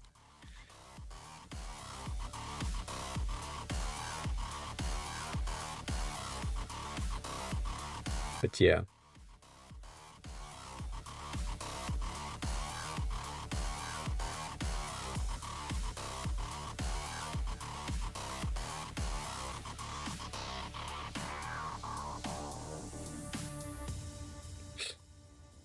like it's kind of hard to get these details, and I get it. I get it. God dang.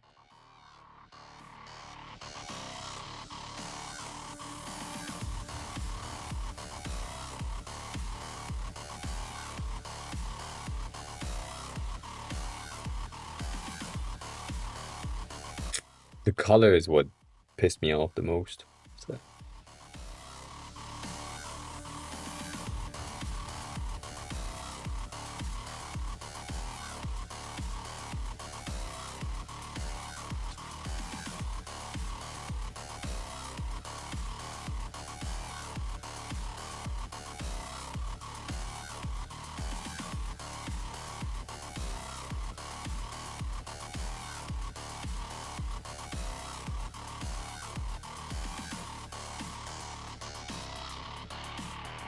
Nah.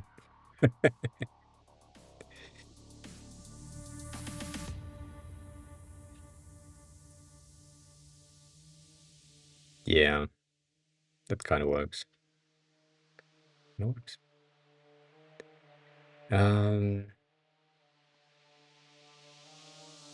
I'm looking if I can take one of the others as a reference, but I don't think I can. I don't think I can. Not easy either.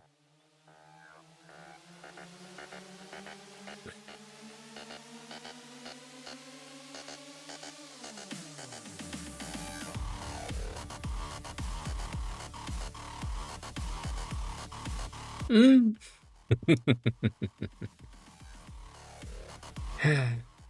It's not gonna help.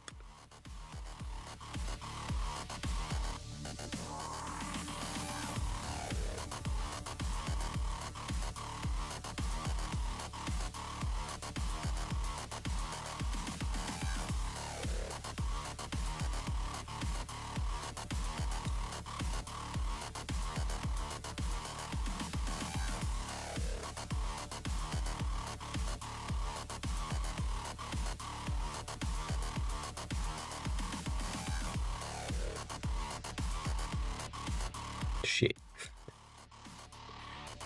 So close.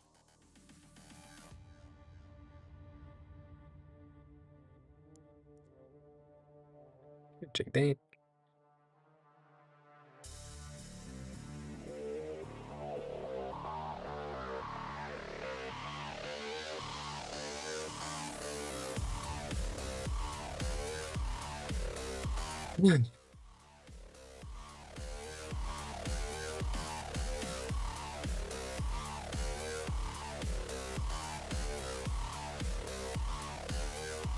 Hmm.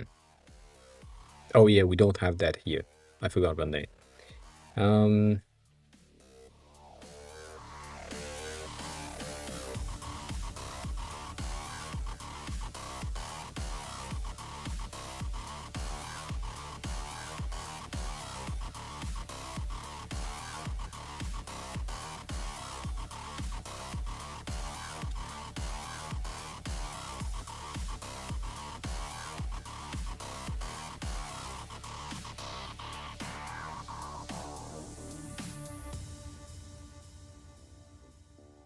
Hmm.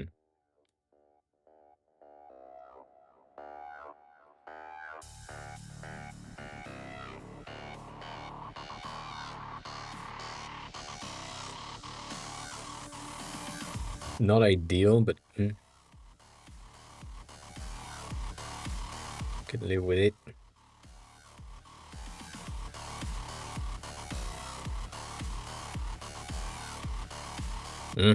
I can live with that. God damn.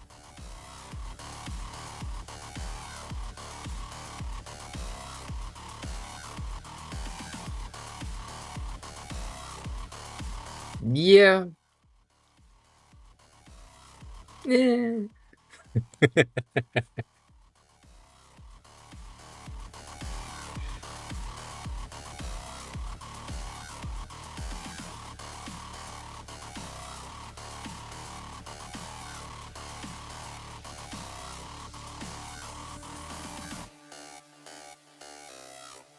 Yeah, that works.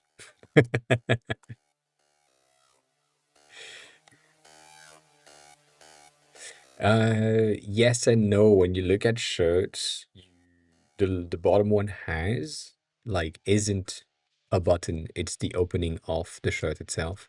So technically speaking, it should be a triangle. But yeah, it's a small detail.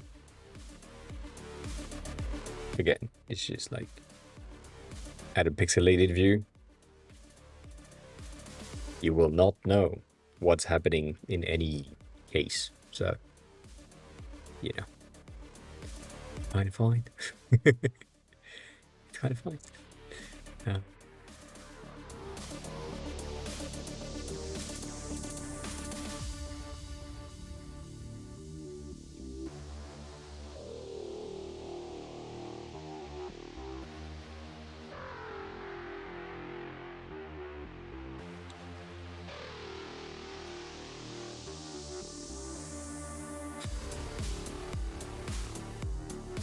I mean, if someone wants to open a clothing web shop, yeah, that's the plan. That's the plan. You want to have um, at least the basis, and then it's a bit of a hook. So it's basically, oh, you have everything we need, but we need like a very specific type of hoodie, or we need a very specific type of pants. You only have straight pants right now. You don't have like baggy pants, or you don't have cargo shorts or something. Would you be able to have that? And then you're like, yeah, for sure. Here is the invoice for the icons. You know, like that's the. I mean, it's not the goal, but it's one of the options. This one is weird. So I, as far as I remember, I don't remember much. These ones basically needs to be open in the front and at the bottom. So that point right there needs to be like cut when we do that. We do that, so it's good, it's opened. And then you just have additional point right there that you open here and then you open here.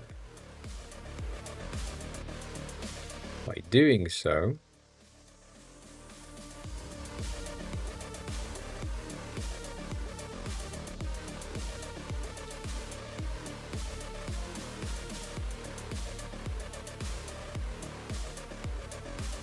I have the front of my shoe that is white. This is usually what happens. And the sole is white as well. And then I have the colors next to it. So that should be good. That should be good.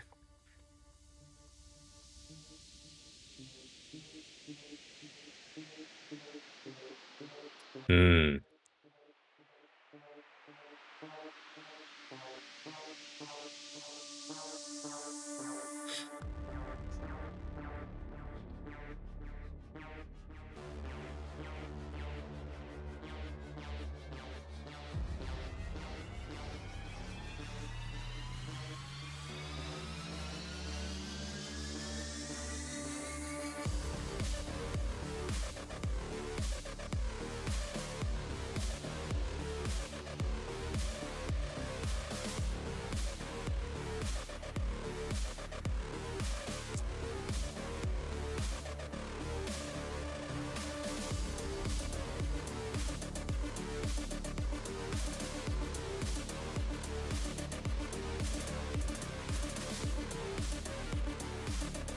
Hmm. I don't know.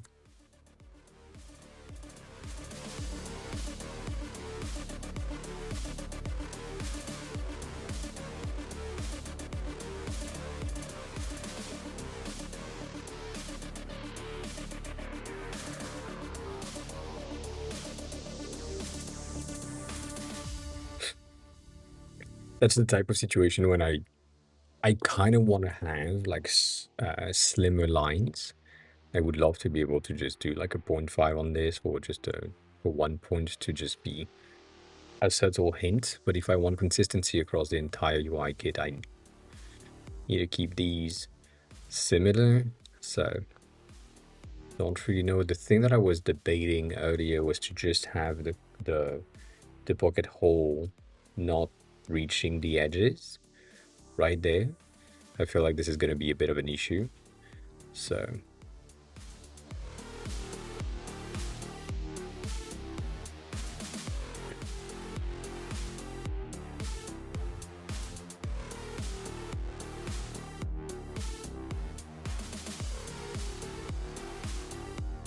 like it looks wrong.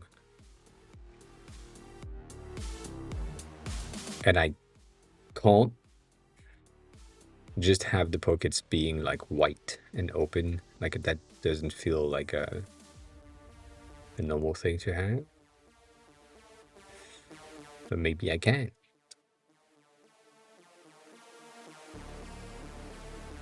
Do that instead. Ugh.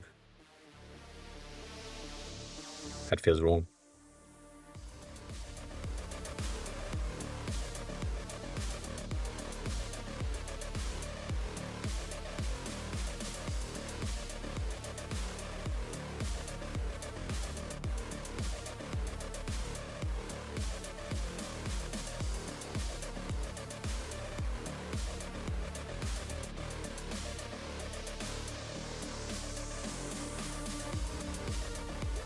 Yeah, that doesn't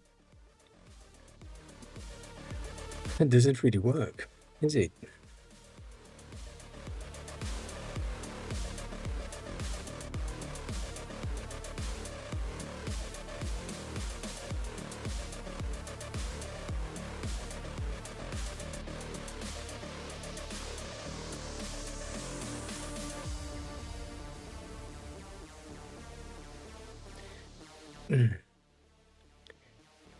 Kinda, but not really. I mean, the issue that I had when I looked at it was mostly um how can I say that? Mostly it doesn't feel like something that would happen as a drag. It felt like we added like a bit of a bounce so that it's a hint, but it's not really how the animation would behave if it had the ability to behave. So you're close, which is good, but you're also like kind of off by something. Um, so that was my reaction. That's fine. Not good, but it's a tad better. Uh, and that dick is long. Goddamn. Goddamn.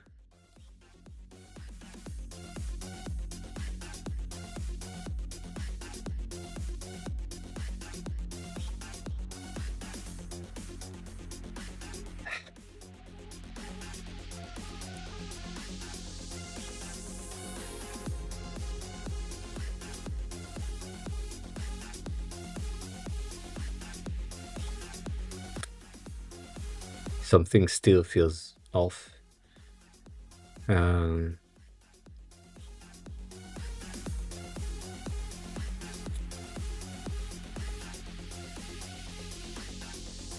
Let me see. I doubt. Um, I don't think it's this. I think it's the speed, but in the other way. I think it needs to be faster. Um,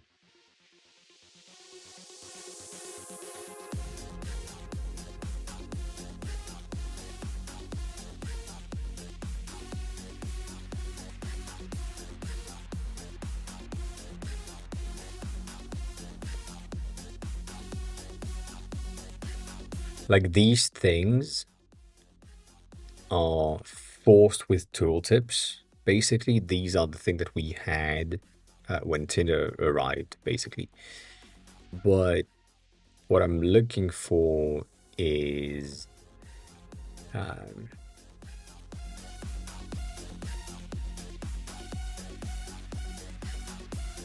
oh,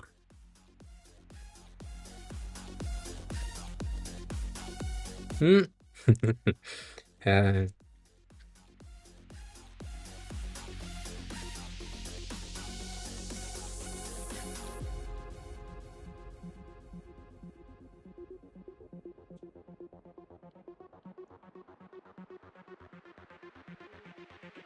basically the native iOS thing has uh, uh, just a small thing that moves it, and I wish I could just show you exactly what it is, because it just doesn't feel right. That's the thing. And I'm saying iOS. I know that my Xiaomi phone has the same thing. It's just that because my phones, I have went through the entire thing already on my own. I can't really have access to them to re-trigger them. So that's the thing. It's huh.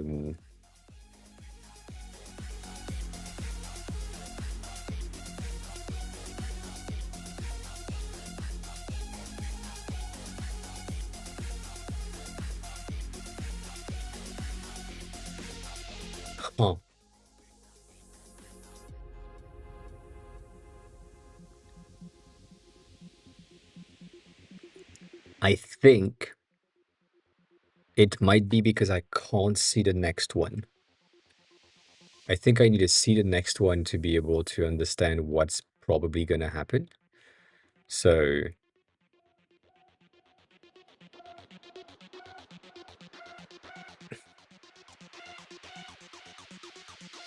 if you had like the next entry coming in, that could be good. Shredder, hi, welcome in. Um, well, make it a carousel first, because I think that's the issue. If it had like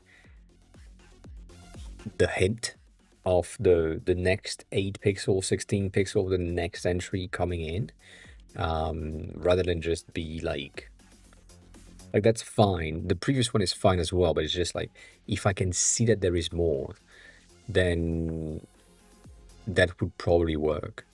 But yeah, a card stack that is animatable? No. A card stack that is not animatable? Yes. No, there is options to make like card stacks in Figma when you want them to be animated, but it's also like not a good idea. I think I've said that many times, but you end up with spending too much time in Have a Good Dinner, in trying to create like something in a prototype in Figma, when you should basically just say, we have our cards that looks like this. That's the card, and it is like you can interact with it.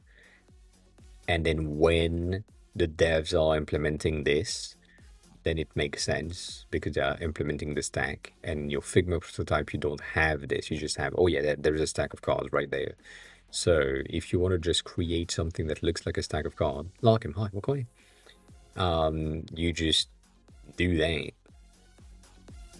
and that's it. That's your stack of card. The next one needs to be like on top. So put it on top, make it a bit like on the side if you want. And from there, the thing that you need to understand is like the distance in between each card. The one that is at the front is going to be the lightest. So the first one is going to be white. The second one is going to be white-ish. If you have one that is like underneath there, you want it to be like even darker than this, so that you have like the hierarchy of information in terms of depth. I don't know exactly if that's gonna be visible on stream. But yeah, like that's your easiest way of representing your card stacks. And so these are with a transition, which is like a rotation. You may want to have them without rotations. So what you have is basically these, bitch, move out. So you have that, that, and that. And in order to get like your stack to make more sense, you just want to ensure that the ones that are like further and further out have the distance. You can do the exact same thing, but instead of making them horizontally stacked, you make them vertically stacked like this, or the other way around. Both work, it's the same. But that's going to be your best bet for the stacks option that you have inside of Figma. You just create this, you present them like this, and then the dev needs to figure it out. But you trying to create like a stack, like a real swipeable stack inside of a prototype is going to be a bit of an issue. However, I know that it exists.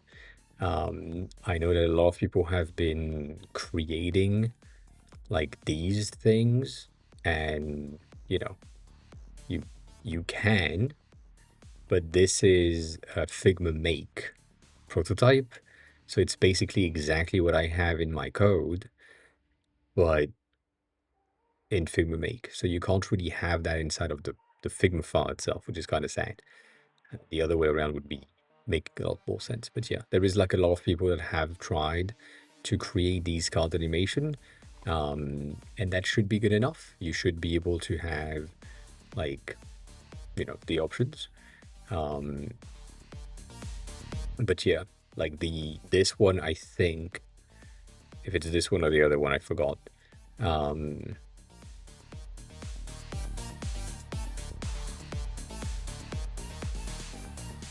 Yeah, you can do that.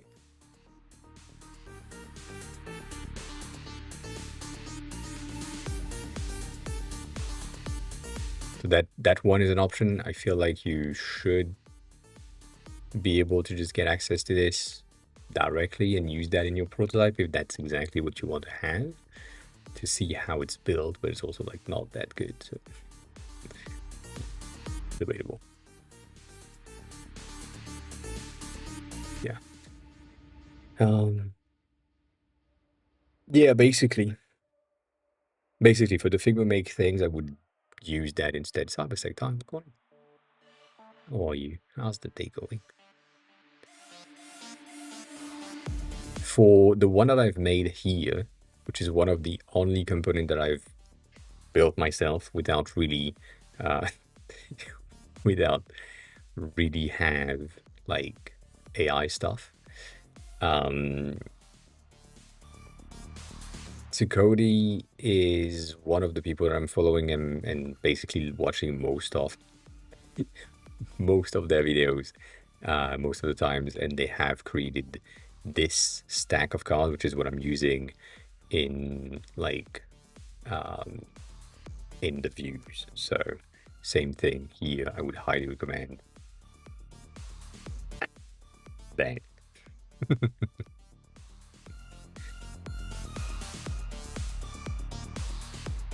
If that works. But yeah, like that's in there is the code, there is everything that I needed to understand to make sure that I have the whole stack and the whole understanding, and I just implemented that in the app. So yeah, same thing. Like for you specifically, if you need something that has a presentation, like it's easy. I mean, it's easier. Yes, it is easier to just do the design on our side and say, this is the results that we want to have. We want to achieve, not that, we want to achieve this. That's the thing in question. And they should behave like this. Like it is supposed to behave like this. And so based on the code that we have here, we want to achieve that, and that's it. Like, it's just like a link to the code in question, and the dev needs to figure it out. So yeah. I gotta create a mail signature. I see. Spent 2 days trying to avoid installing any software or writing HTML stuff, but I'm at my wit's end. That's crazy. That isn't at least 1 gig.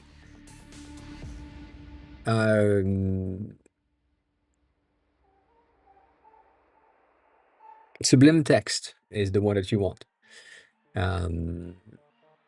Sublime Text is the best lightweight IDE for whatever platforms.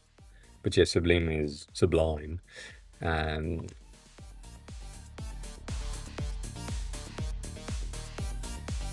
It's a bit dated, but it just works. Which, you know, that's that's what we want.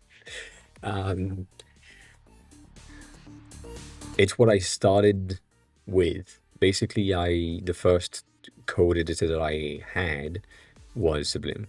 It is not free, but it is free. It's the same thing as WinRAR, where it's like, oh, you need to buy the paid version if you want to save again, and then you save again, and it's like, oh, okay, I forgot. So you're good. However, you're trying to build like an email signature. The email signature is something that goes inside of the settings of your email client. So if you're in Google, Gmail, whatever, you can change that there. And the least code, the better.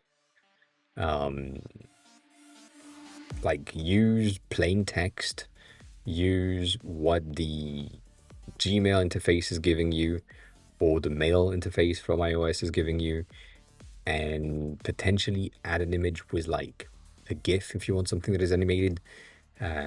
Make sure that you have links and so on. Like, all of that is basics email signature situation, and you can 100% do that in the Gmail interface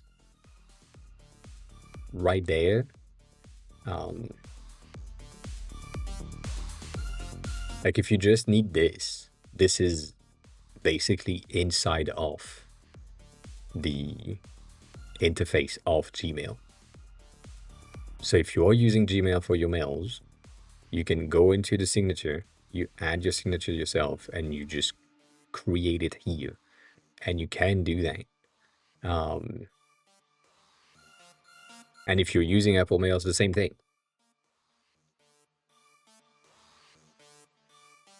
Like, you have the ability, specifically in there, as far as I remember, you have the ability to just do like so much more. So it is in your settings. Like, it's in the settings of Mail, right about here.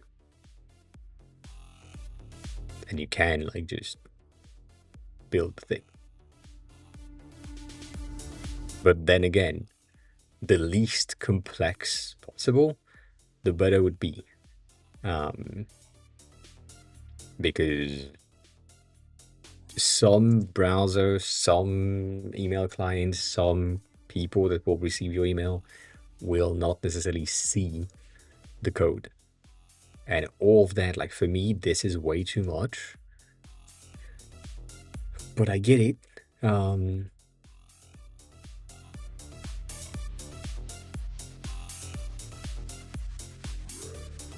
get it.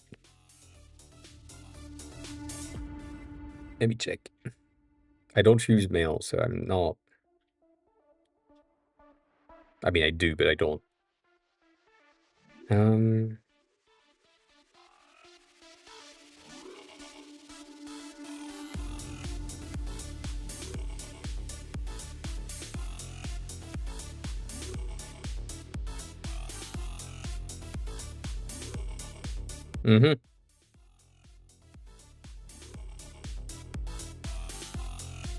Yeah, I don't have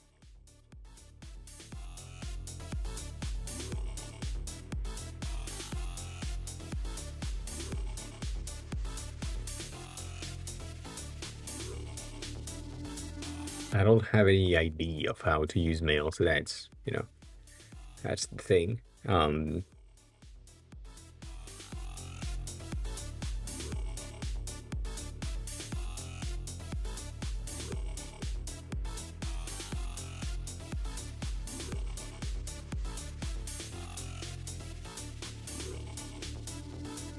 Is it there?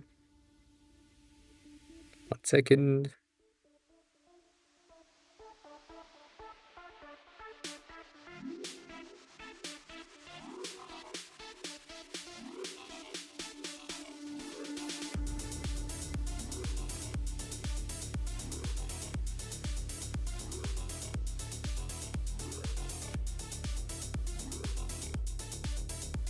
Yeah, you don't have much. You do have some options with the formatting for bold and so on, and I'm almost certain that you will be able to paste images if you have images, but yeah.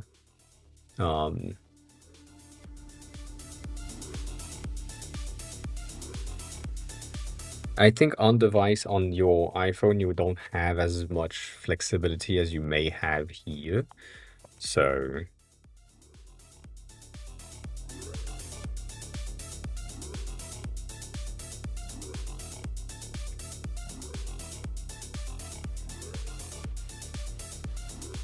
fuck.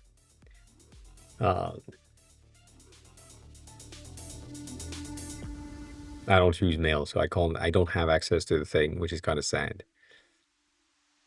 Um,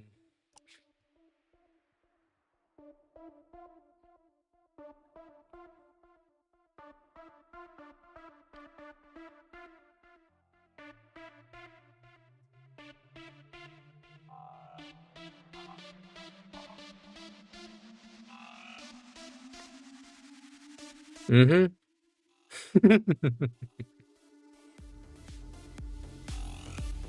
uh,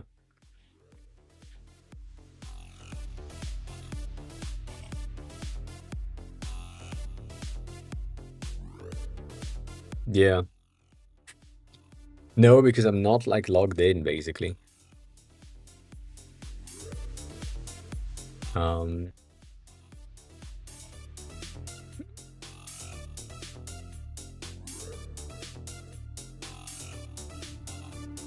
hmm.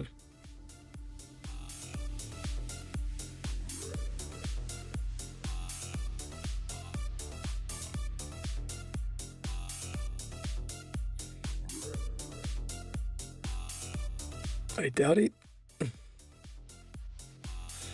I doubt it will work.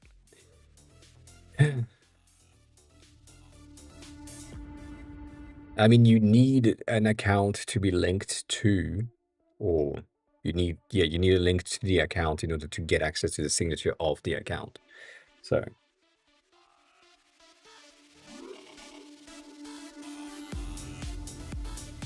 yeah.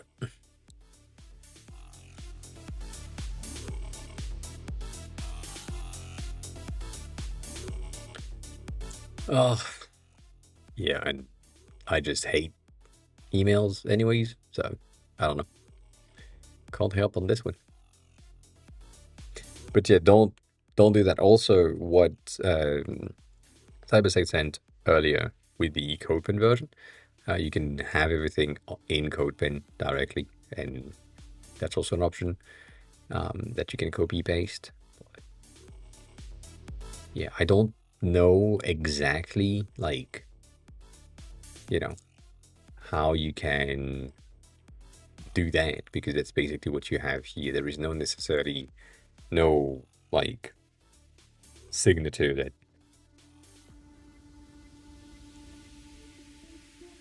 doesn't or isn't feasible. It's just like it's an option. So you know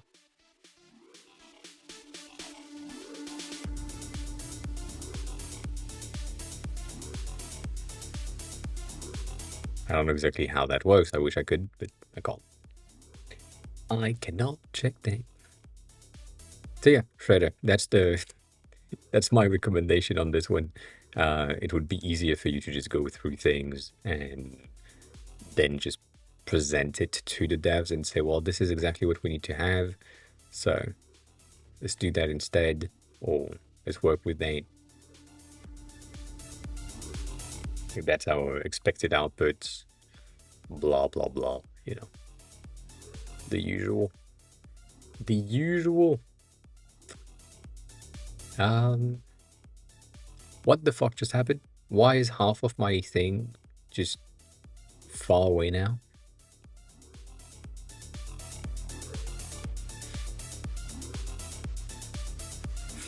God damn. Isn't a good thing. Not a good thing to see. So I'm missing one of them. There.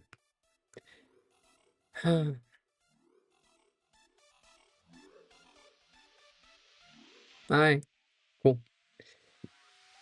I need 3 of these, apparently.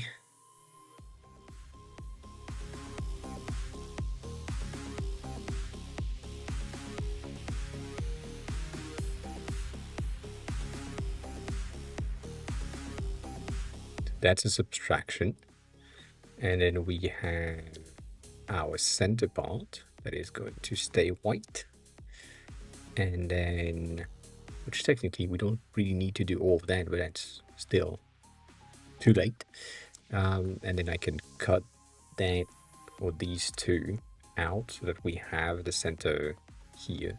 From here, if I add a slate on that and I remove that, I'm getting the fold-ish thing.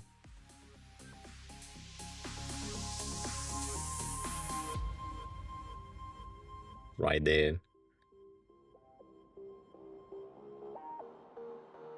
I wish I used like the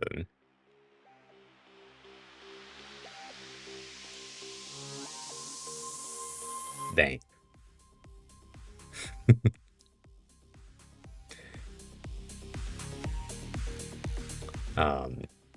But I did it. So yeah. Ugh, that looks so bad.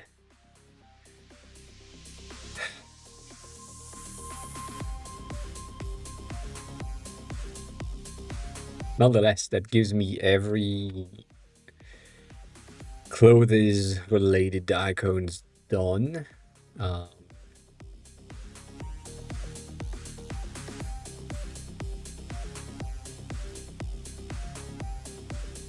We have like these two, and I don't know how to do them. I don't have the slightest idea. I said that the first time. I will say that every time. I don't know how I can make this work. With the box open, something is missing, and I don't know how to fix it.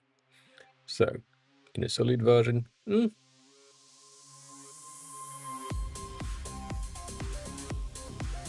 I could do that, but that's weird. I know that speaks to you. Maybe. Ugh. So you get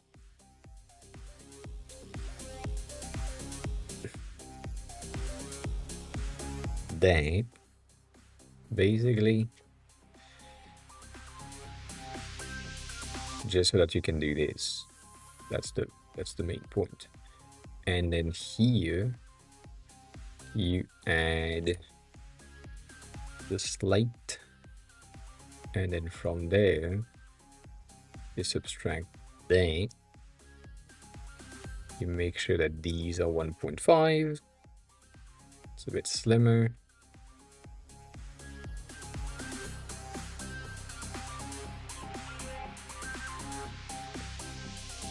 That's an option. And then the thing that I can do is just that. God damn it, that's gonna be bad. That.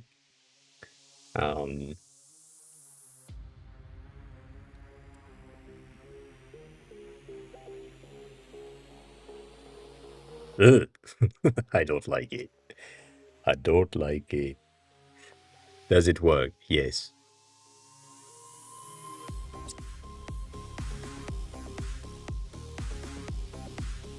Ugh.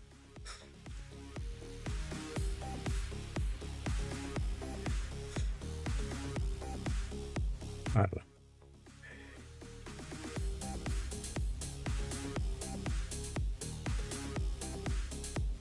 Shit.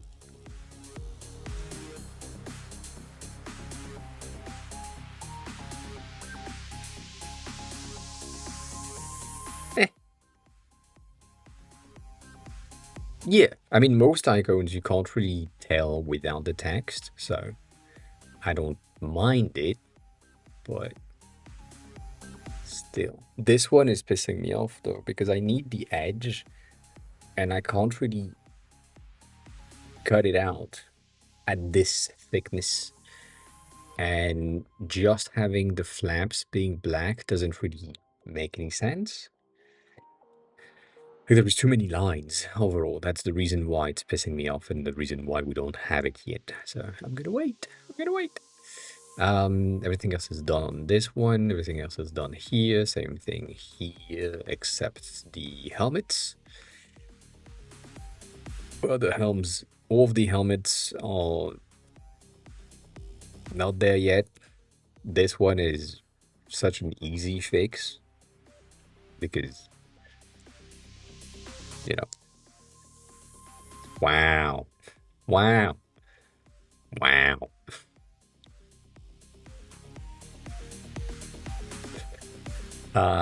I wouldn't have thought. Wow. Same here. But these two, I don't know.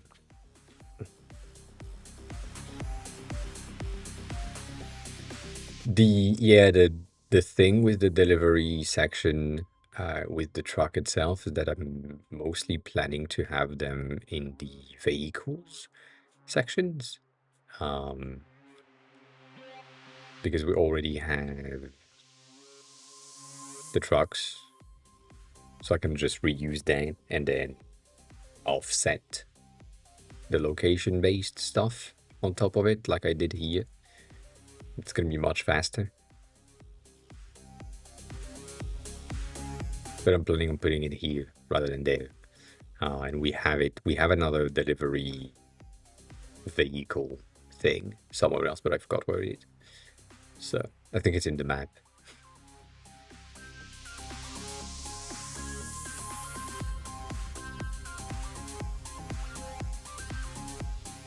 It's not.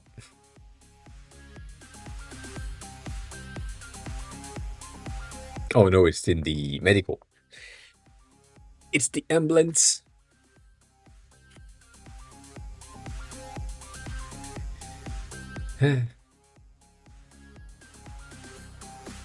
Yeah, they are a bit sharp, but that makes sense for solid. I'm okay with it, kinda. The only thing that I'm debating is having the antennas slash flourish to be thicker than this, so they would require me to just duplicate that just for the antenna, which is fine. But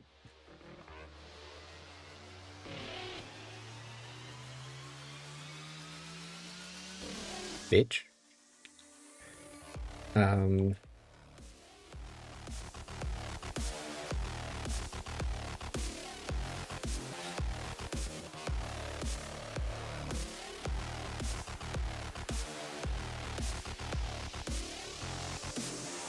Because that makes more sense to me. And also that helps with the transitions in between how things are presented. Right there.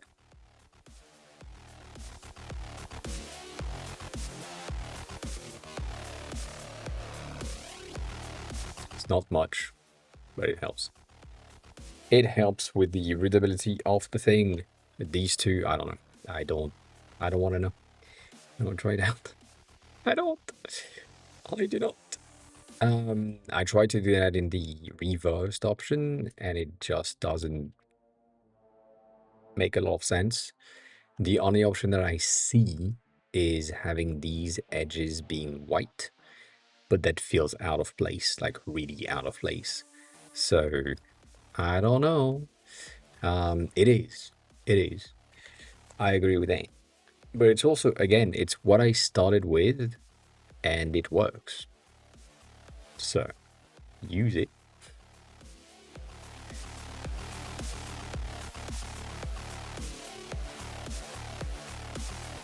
It's basically all you need for everything. And you don't need much more than that. Like everything else that is coming from VS Code, Cursor, whatever, is going to be bloat for no fucking reason. So don't bother. Don't bother. You're fine.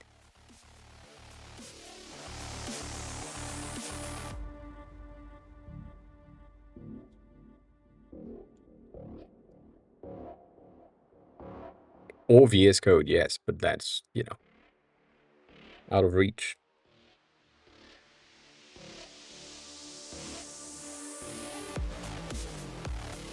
Do I want to outline it?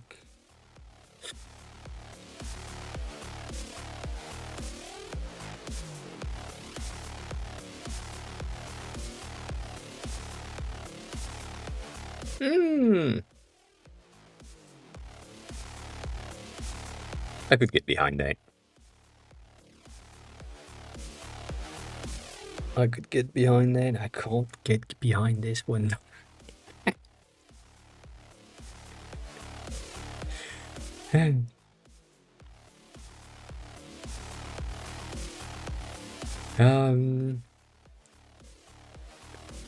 Keep, remove. Yes. So I need this to be. I'm keeping these two. So anything that is in the center gets out. These two things as well. Sorry, my bad. Wrong key. That's the base. The secondary thing is I need the center to remain, but the rest goes the fuck out.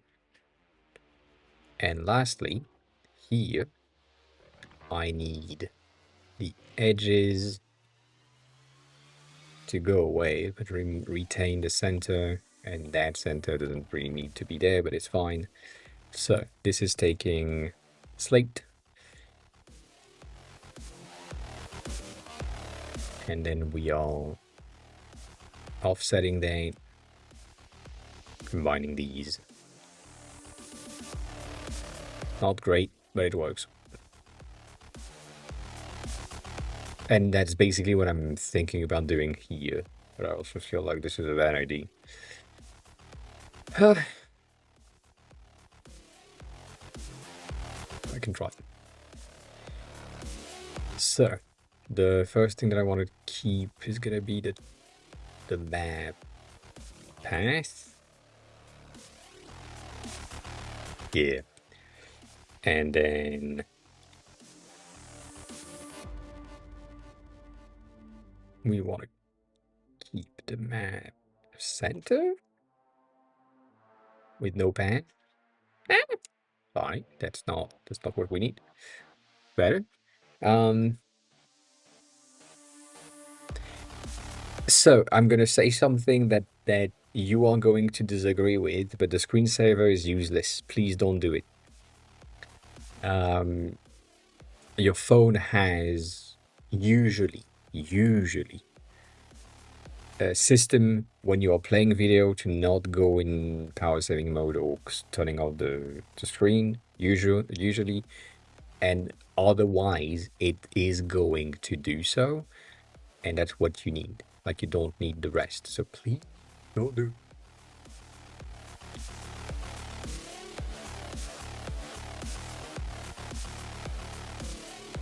All right, so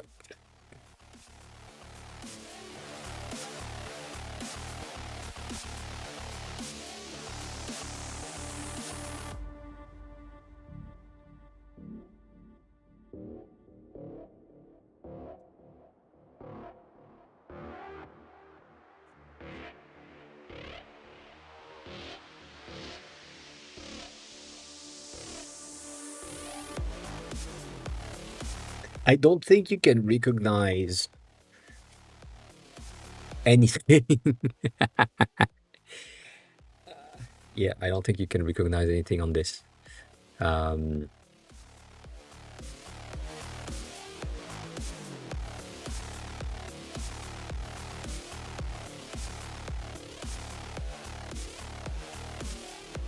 As in the simplification of it by simply having that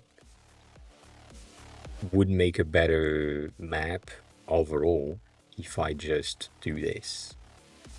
By having my edges non-existent and that section being also non-existent, I'm ending up with a shape based on the path. You recognize that this is some sort of a treasure map situation, but that's the only thing that you have. And if I just do this, that's kind of weird.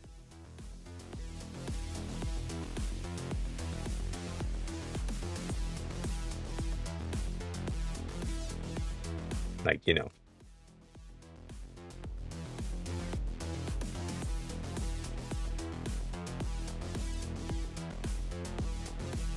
I don't think that helps.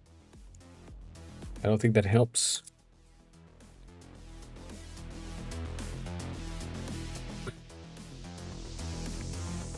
Ugh. Yeah. I mean, they do the opposite. Right there, right there. No good. No good.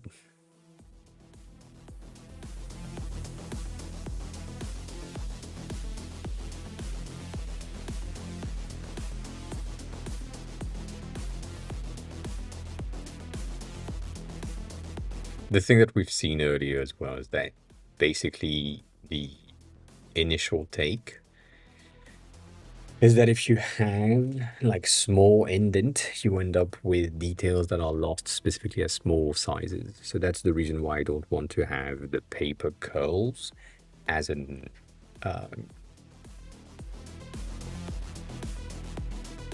right as a subtraction.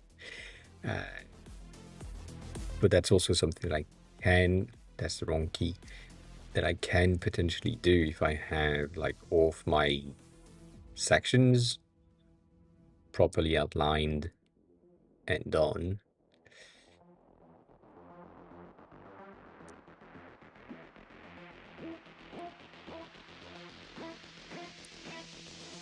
So if I do that instead,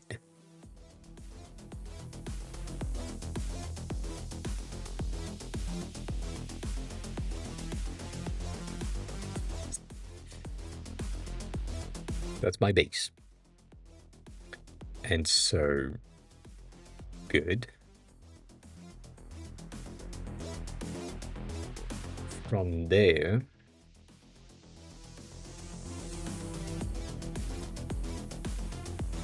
doing this, taking that out of here. I'm gonna remove the edges.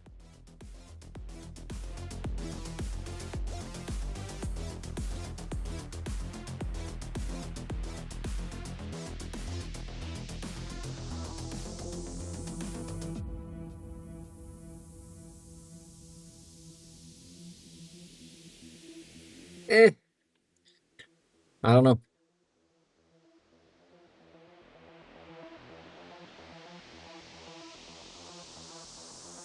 It feels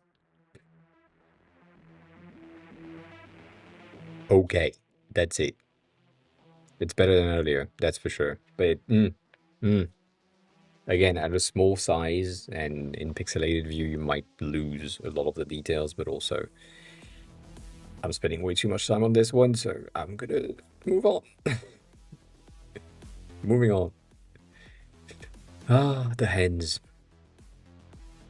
Also, these ones, I kind of gave up on most of the buildings. Like, this one is fine, but it's not great. This one is weird. But I feel like it's okay. For some reason. Like, something out of it is fine. Um,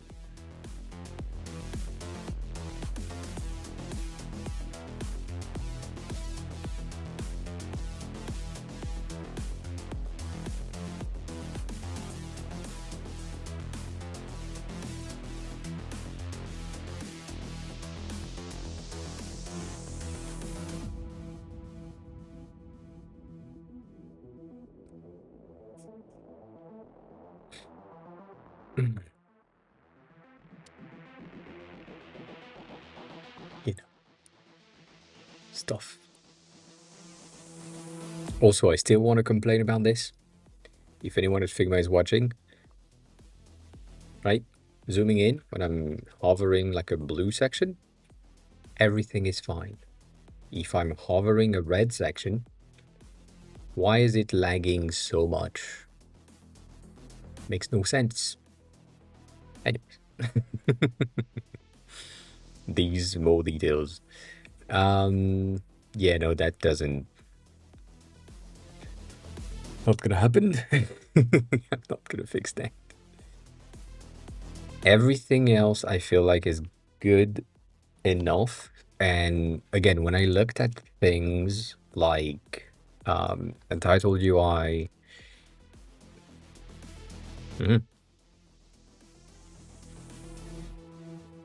for the icon section specifically, brain. When you look at this, the styles, because they have like way different styles.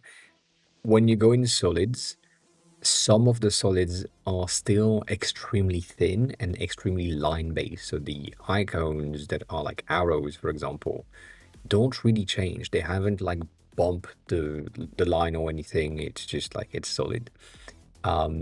Which I disagree with. Like, this is not something that should happen. That's the reason why I'm doing the lines being a bit thicker. But also a lot of these like elements inside of the icons themselves don't change. Even though they are getting solid, their lines remain the same width. So you have something that is extremely thin for what it is. It's a 0.1 or the 1./1.5 line icon mixed with a very solid element, and that's not so good. So yeah, I'm just unsure about some of these ones, hence the reason why I'm doing everything. But yeah, so some of them, I'm just bumping that to 2 points instead of 1.5, so it's a bit thicker. It matched better with the rest of the icons. Some of them I'm doing at 2.5 when the icon is really thin, and some of them I'm doing at 3 points. So I know it's not like as consistent as expected, but it works. Like these things, for example, kind of need to be thicker without really distracting anything. So I do like that. What do you mean you need the screensaver? You don't need the screensaver.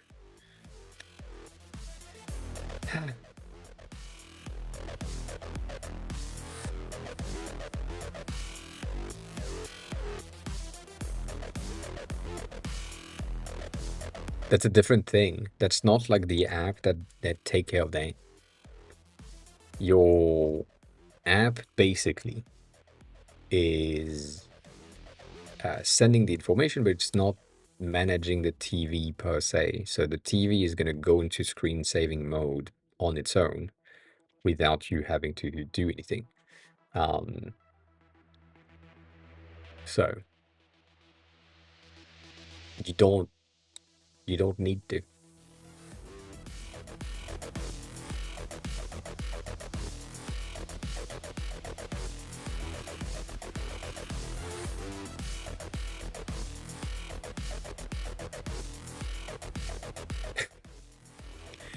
I'm just giving you less work. That's all I'm saying. And you want to do more. Also, this is amazing. I pat on the back for me, but this is a very cool icon for what it is and how it looks. I feel like the details perfect. Yeah, but you don't need the screen saving. while you are casting. Basically, what I'm saying is, if the app from your phone is casting to the TV, your phone is not in use. Like your phone is going, so the screensaver is your lock screen. And then if you pause on your phone and the TV is inactive for a specific amount of time, the TV is going to go into screen saving mode or idle, or whatever you want to call it, on its own from its own programming knowledge based on the app itself. So then is the TV taking care of that, not you, not the app, not your phone. Like if I cast to an Apple TV or if I cast to an Android TV or whatever, if there is too much inactivity, the TV takes over, the TV system takes over, not your phone going into power saving mode, idle, screen saving, whatever. That doesn't exist. That's not, I mean, it does exist, but it's not useful in any way. So if you just let the TV manage the thing on its own and let your phone manage the thing on its own, that's good. Yeah, that's the app on the TV. But if you cast your phone from Netflix to the TV, it's not the same. The screensaver is not from the app. It's from the app on the TV. Which is different, which is the different build.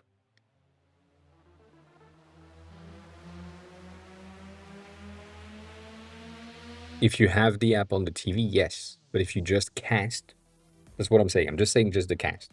If you are using the app that is inside of the TV, yes, you have a screensaver that is needed there. Yes. Yes. I thought you had like a version of the app for the TV and a version of the app for the phone. I thought that was the plan. Wasn't that the plan?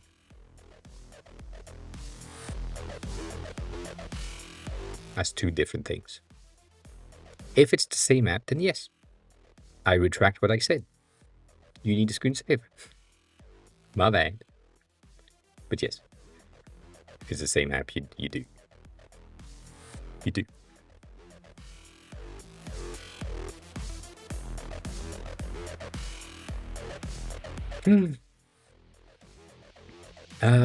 These are done.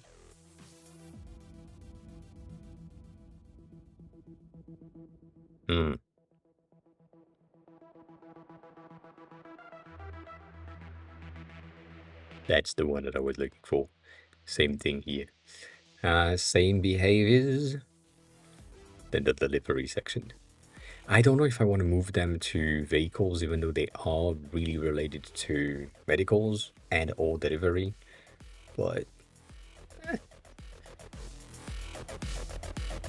oh,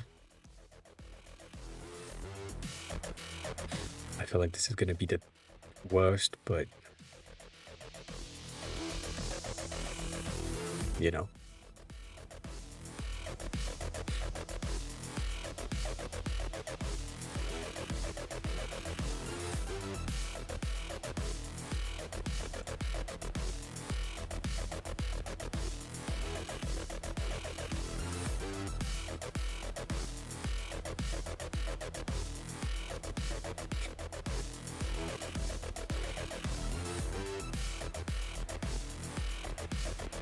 They such a small change. God damn.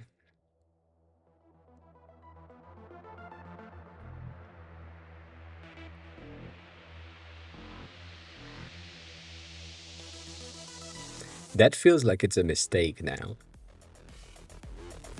Like that's the part that I don't know.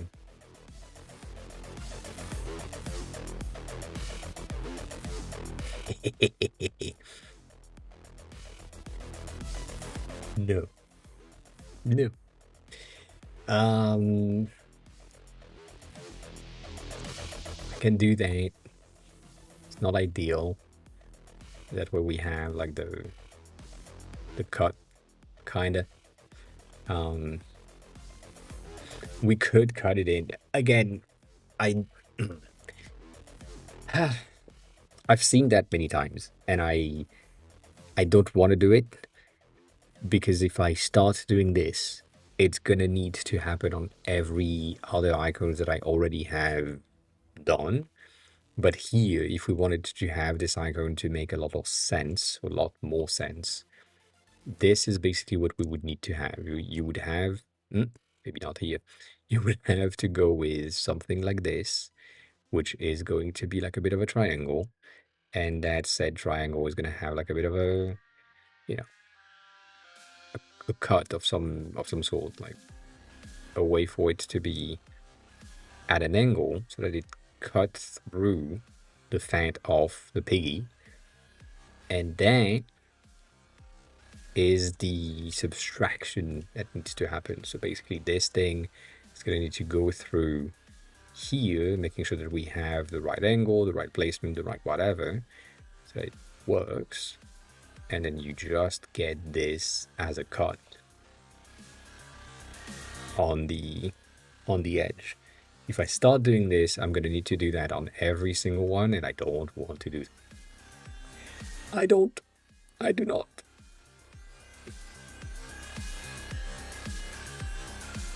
Let's. Wow. Interesting. By the way, I said that on Monday, but I did the thing. I redid the entirety of the arrows from scratch because it was easier. And yeah, that took a bit, but at least we have all of the arrows, which are somewhere around here. No, somewhere around there. My bad. So now they are properly made, and most of them are good enough. Some of them need slight adjustments, but like at least they are big enough and they match better with the rest. So that's good news. That is good news. Everything there is done. Everything there is done.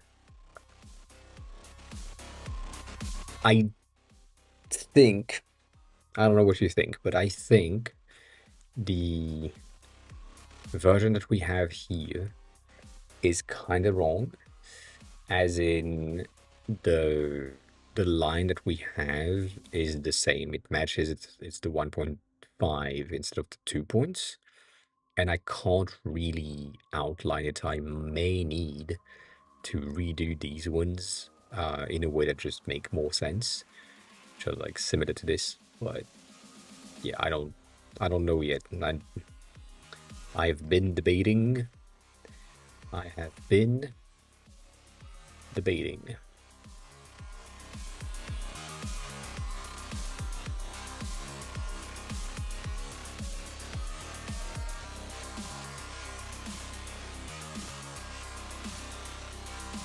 If I do that with 2 points, we end up with something that is more aligned with the thicker version. The issue that I have with it is that it needs to get cut like slightly shorter, to get that transition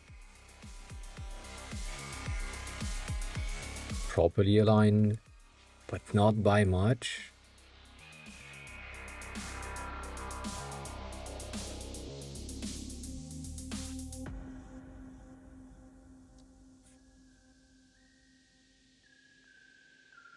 That you get that transition.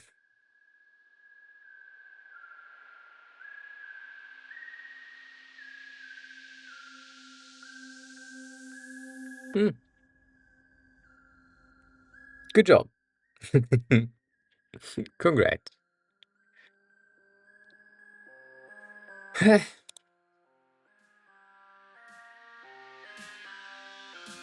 Hmm. Hmm.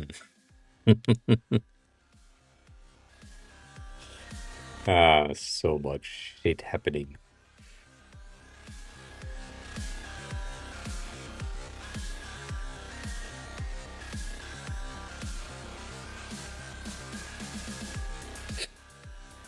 I don't know.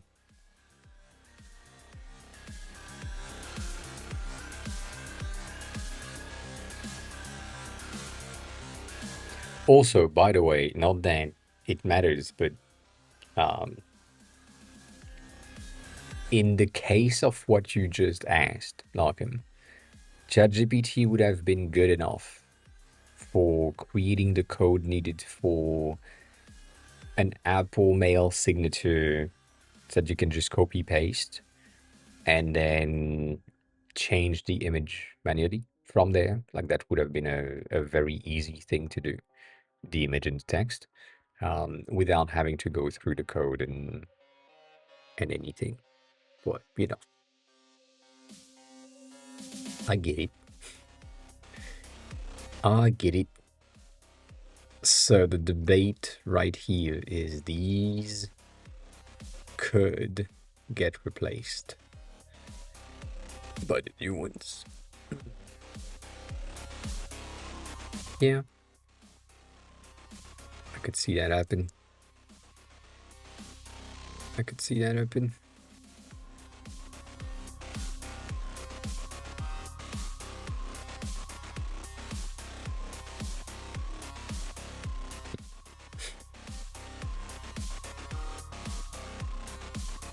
So the reason why I want to do that, or wanted to do that in this way, is because that gives me more flexibility for what it is, um, than what we had earlier. So,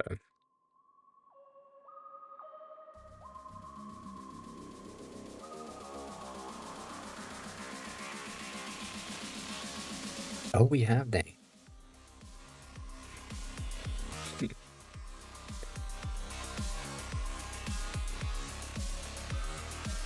I should have done that. That's my bad. That's my bad. That is my bad. Um,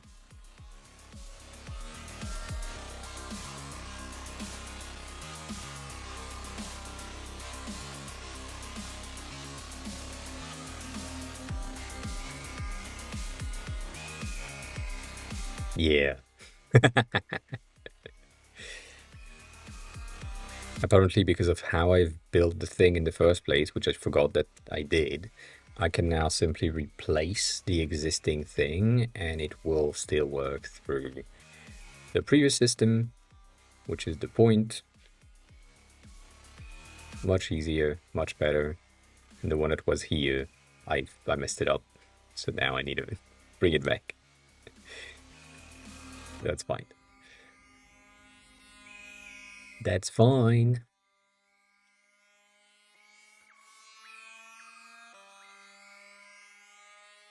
These are some of the things that also piss me off in the sense that, you know, it could have been different, but because of the size of the lines, I need to move some of the teeny tiny elements really, really close to the edges.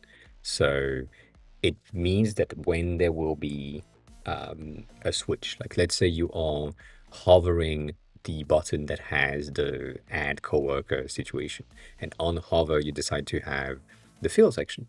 That will basically imply that at the end of the day you end up with something that is slightly offsetted and slightly bigger here and there, and that will probably be noticeable while navigating and using the app. So your app, your project, your whatever.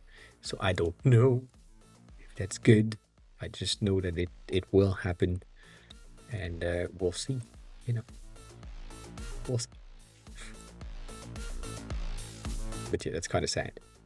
From my point of view, it's kind of sad. So the thing that I was saying is that here we have the shoulder of the next person, and I don't know if I want to keep that, but I feel like it's fine.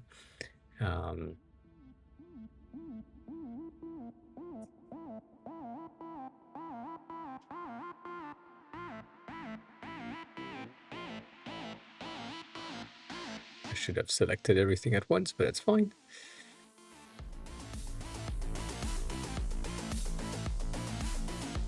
All right, cool. That's better. That's better. I think this might be distracting But if I don't have it, like here, I fear what it is. But, you know, just for the sake of continuity with the rest of the fucking icons, I'm gonna just remove it. Because it's necessary. It's necessary.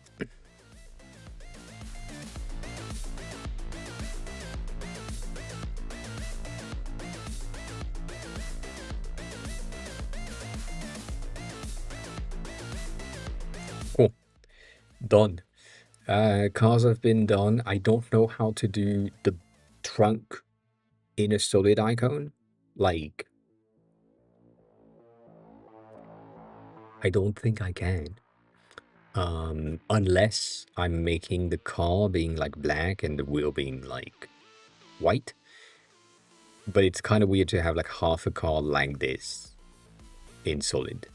In line, I don't mind, but in solid, I feel like that's not gonna work. So I decided to not do that on purpose, obviously.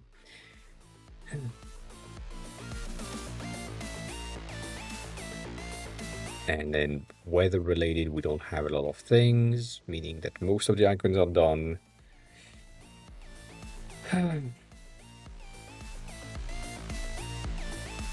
We have 6,900 icons.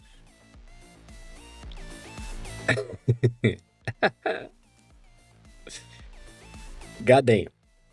That's a lot.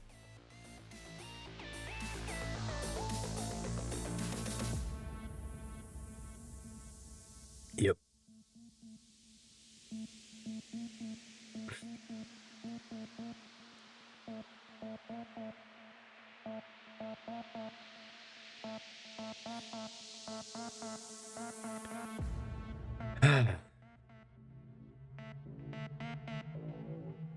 I don't want to do it.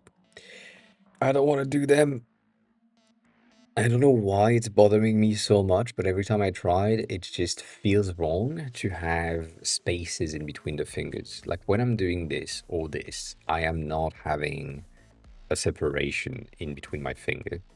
There is a line that is visible for the sake of having the line, but it doesn't cut. That's the thing. That is the thing. God damn.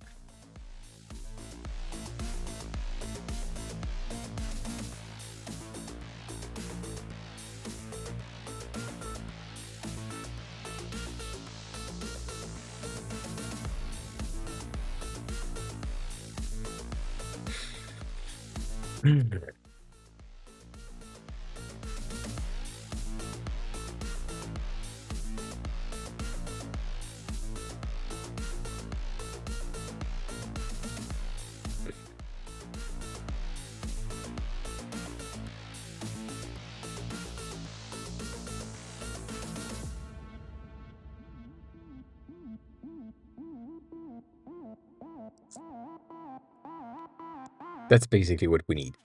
And that pissed me off. So much. So much.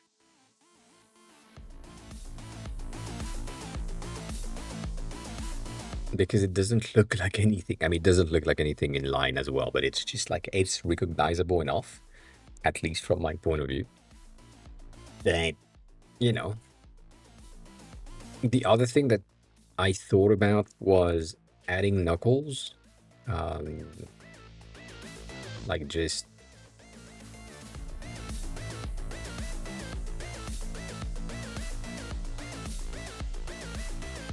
three, because you know, I don't have the space.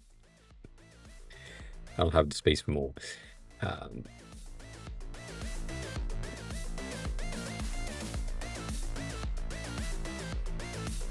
But it feels wrong and out of place as well.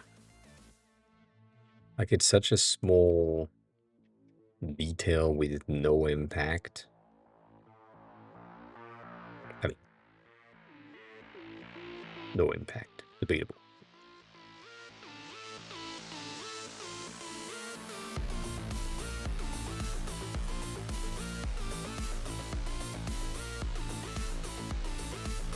Like if it was a duotone situation, I wouldn't mind, but like right here, it just feels wrong.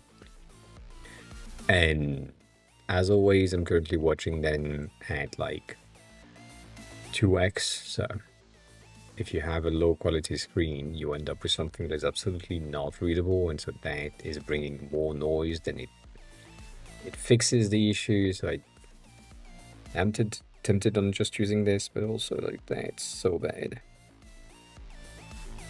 I don't know. Yeah, Ryan, hi, welcome in. How are you? How's the day going?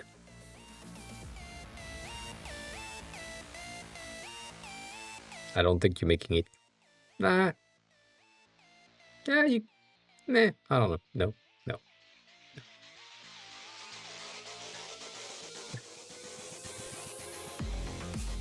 Let's see.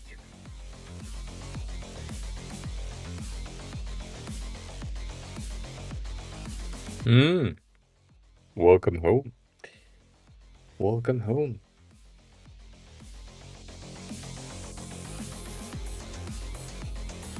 I'm impressed, to be honest. This is on a personal thing. I'm impressed by the amount of time you spend with your parents. I get it, but I'm impressed.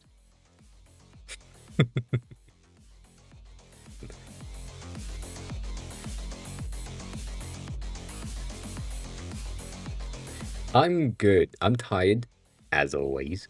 And I'm currently working on the icons, as you can tell. And I've done everything. So we have 99% done. And yeah, it's just like the remaining icons are the ones that I don't want to do.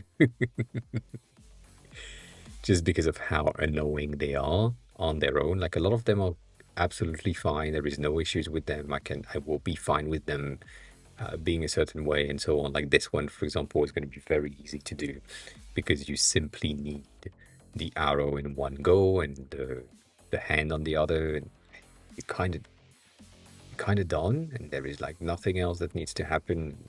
You know, it's that easy. So this is fine. God damn it. Wrong key. Ah, for fuck's sake.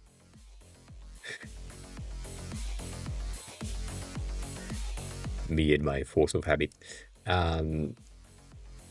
So, like that's simple, that's easy. I can play with that. It will work. I will be okay. But other than that, like these, if you know French, these are moufles. Very, very much moufle. Nothing else. Very, very moufly. No fingers. So yeah, I don't like it. These ones are fine. These ones are not fine, but they are kind of fine because I don't really have a choice. Their solid versions are going to remain the same. These ones have a need for a cut right there. So I'm going to keep them on the side. I'm just going to offset the others for now. Yeah, I don't know about that, but I'd take it. I'll take it. Like that's fine as well, but because there is like a secondary version, I need that to be similar. Same shit here. These need to cut, so needs to happen and so on. But yeah, other than that, I'm fine. I am fine. But yeah, no, the impressiveness is that the cat is kind of the same thing. There is weekly activities with the parents, and that is not something that happens on my side. So yeah, impressed.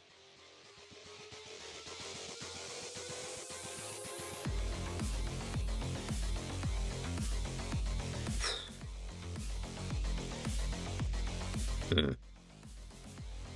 Mm.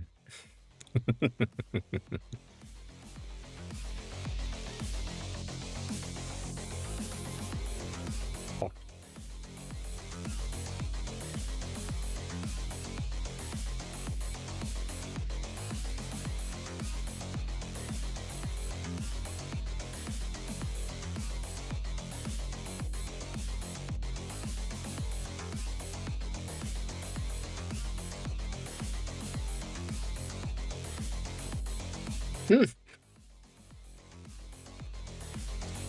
Yeah. I mean, family is important. Depends on, yes, I agree. It depends, but yes. Um. Oh, really? At a time when it's okay-ish, like you understood, but not really. I know.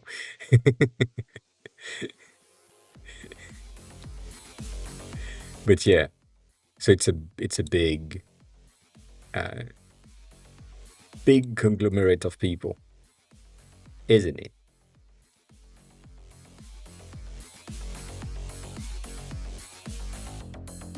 Shit.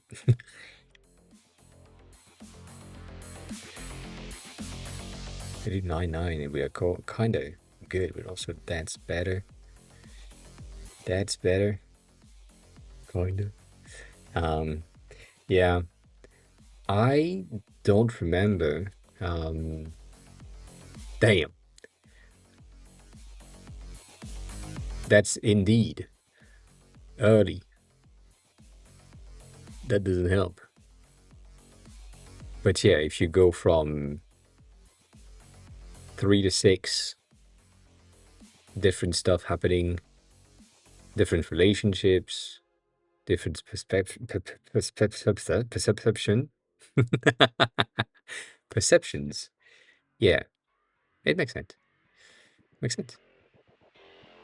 As someone that didn't do all that, uh, my goal has always been to get the fuck out. No questions. Always been the case. So, yeah, that I can understand that.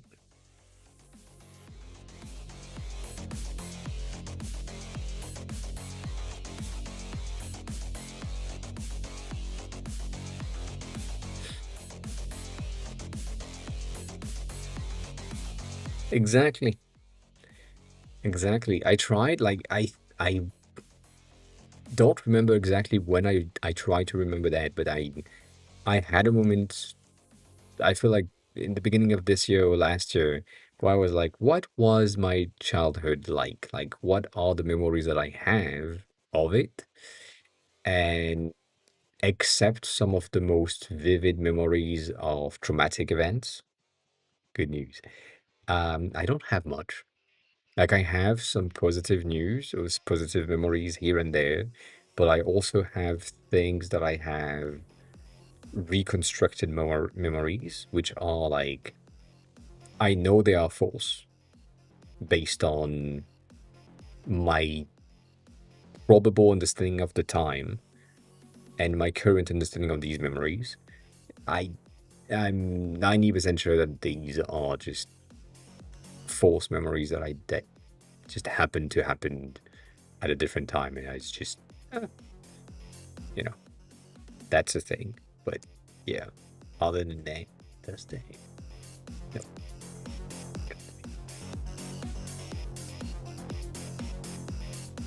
Can I do that instead? Yes, I can. All right, cool.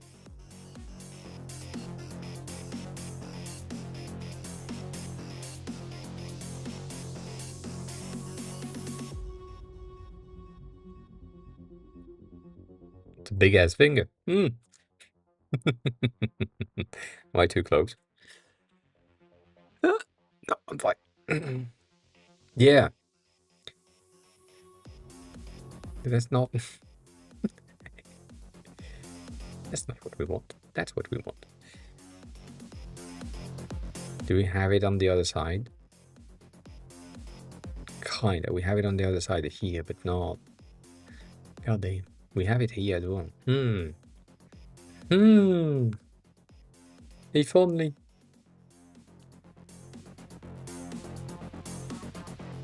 But yeah, it's kind of weird. Like some of the memories that I have that I do remember as a for sure thing are like weirdly enough related to computers. And these ones are not all the way fabricated. They kind of are at times, but like most of them are pretty true and and correct. But yeah, it's basically some of the memories that I have of me using the computer for the first time, or playing on the computer, or traumatic event of my dad making me learn how to type on the computer and doing some um, dictate, so dictation things where someone is speaking to you and you need to write the content. So that's the type of event that happened, and obviously I still can't type, so didn't work. Good job. um, that's good.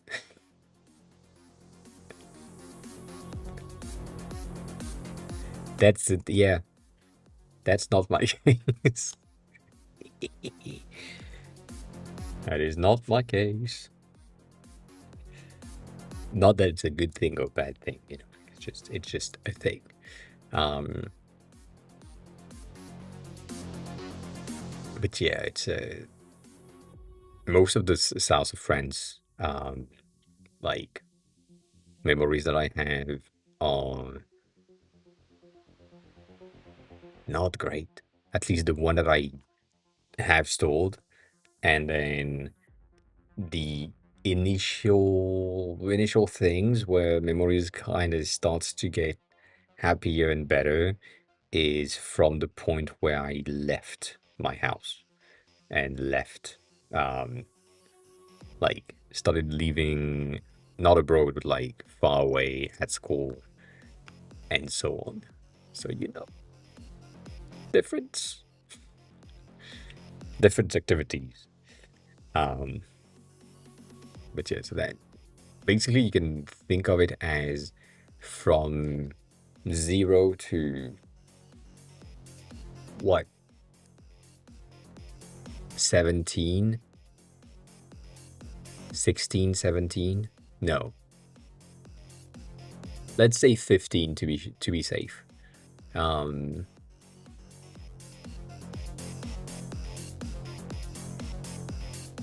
No. Yes, I can't count. Yeah, from 0 to 15, most of the memories are just like not there, suppressed. Great therapy session. Um, I have a lot of things to talk about in therapy, which is good. But yeah, other than that, it's just kind of bad. After that, like from 15-ish, it's fine. It's not the best, but it's fine. And then 24,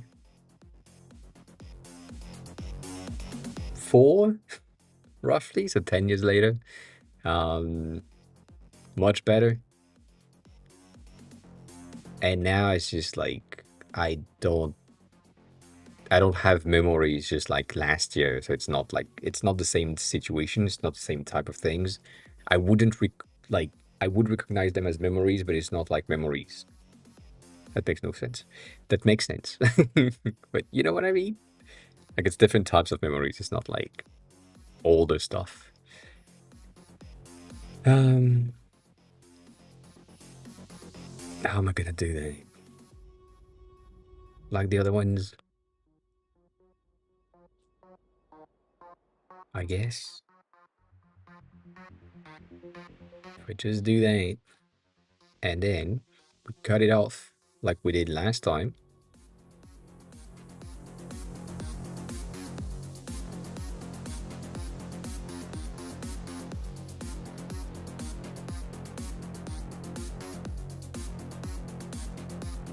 we have the edge,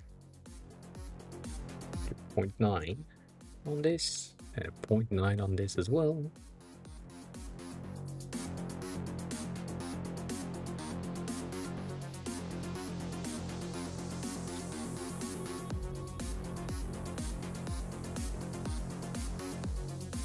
Yeah, I have some good score like earlier.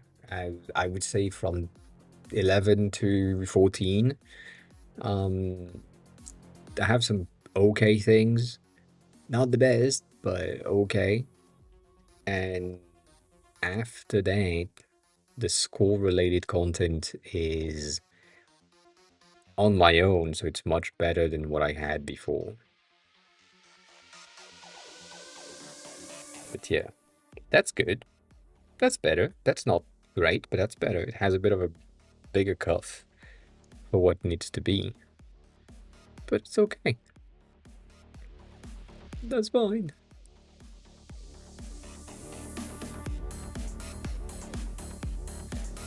That was easy.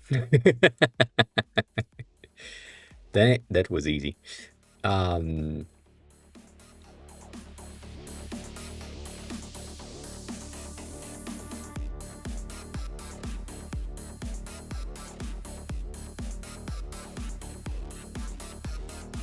Yeah, I was about to say, do I have the right one? I do. I forgot.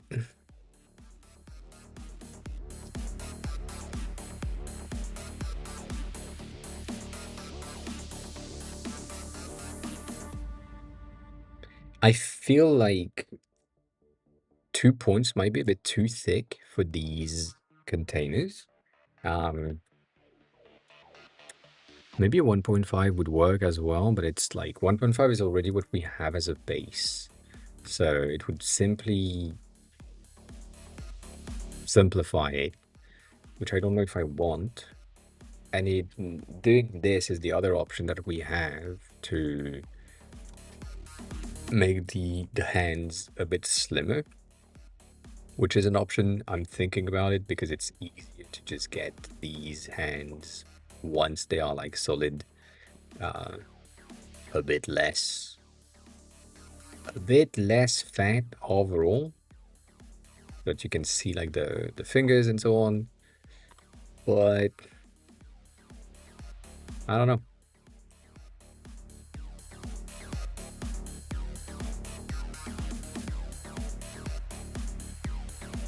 I feel like it would work a tad better.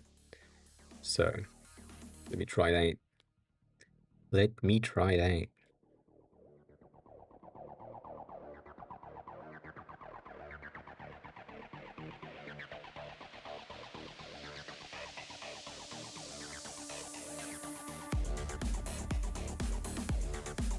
Yeah, that feels better. It feels better. Let's see.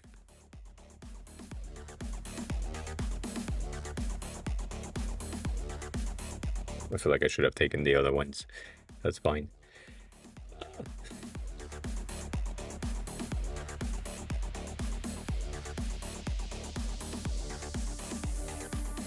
So this one needs to take the slate, as we said, and now I can just do that.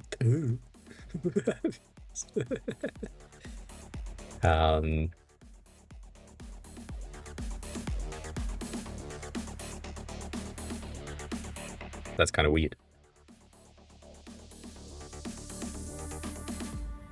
That finger is fat. That's the issue. That's a fat ass finger. So if I go back to 0 on this one, I feel like I could bring this finger a bit thicker and maybe do that here as well.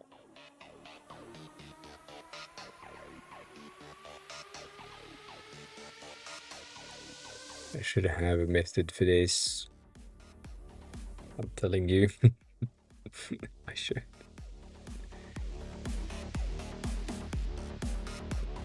I have good eyes, but goddamn, it's a bad move.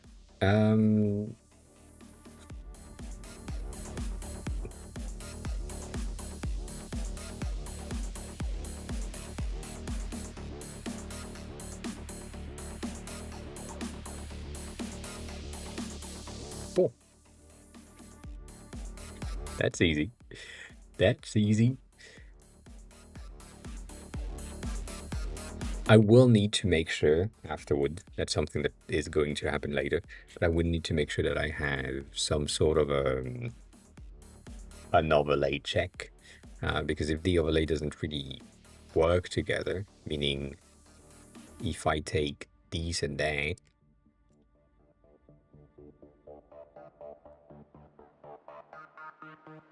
and I put them here,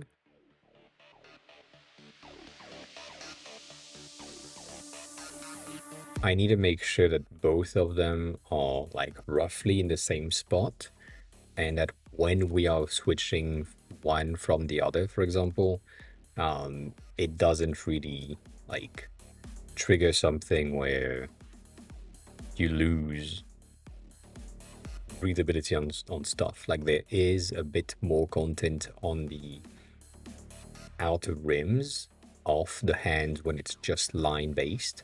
And so if I take this one and add like a 0.5 in the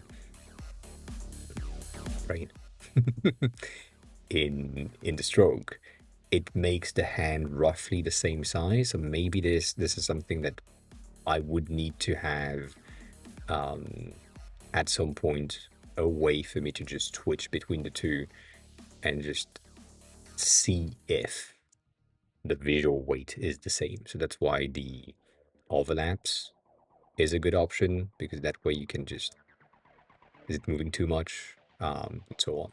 So yeah, I'm not redoing them. I'm doing the final current uh, style that I don't have. Like every style is done, but it's just the solid icons don't exist. So needed to have them in the pack, and yeah, that's it. That's all it is. I like some of the thing that I have done in terms of small details. I mean, this is not a small detail. This is a very strong detail of having the fingers pinched together, and then the extension with the finger being like not exactly as straight as this one, for example. Most of the thing, or most of the time when I'm looking at the components and other icons in other packs, they're using this with the arrows and only the arrows, and just small details to showcase that it is different and there is a movement. So you know stuff like that. But you're not redoing them for the fun of it, even though I don't mind.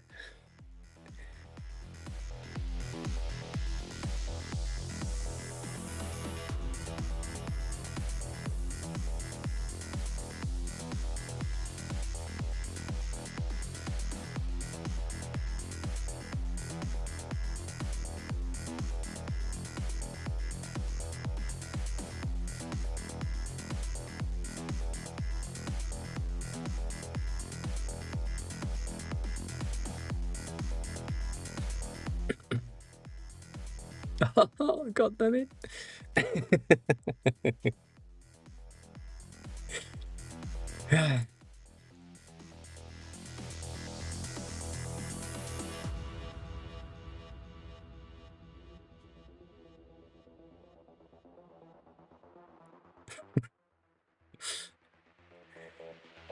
I have almost gave up 16 times.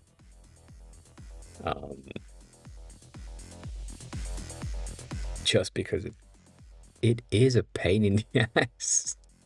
Not gonna lie. Making icons is just like, goddamn.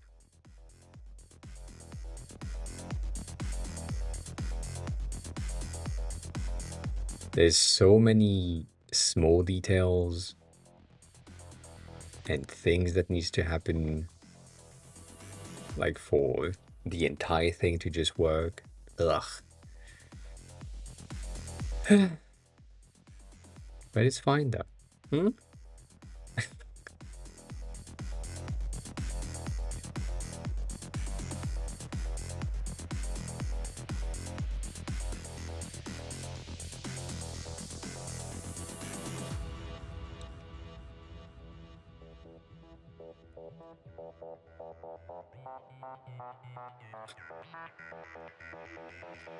That happens.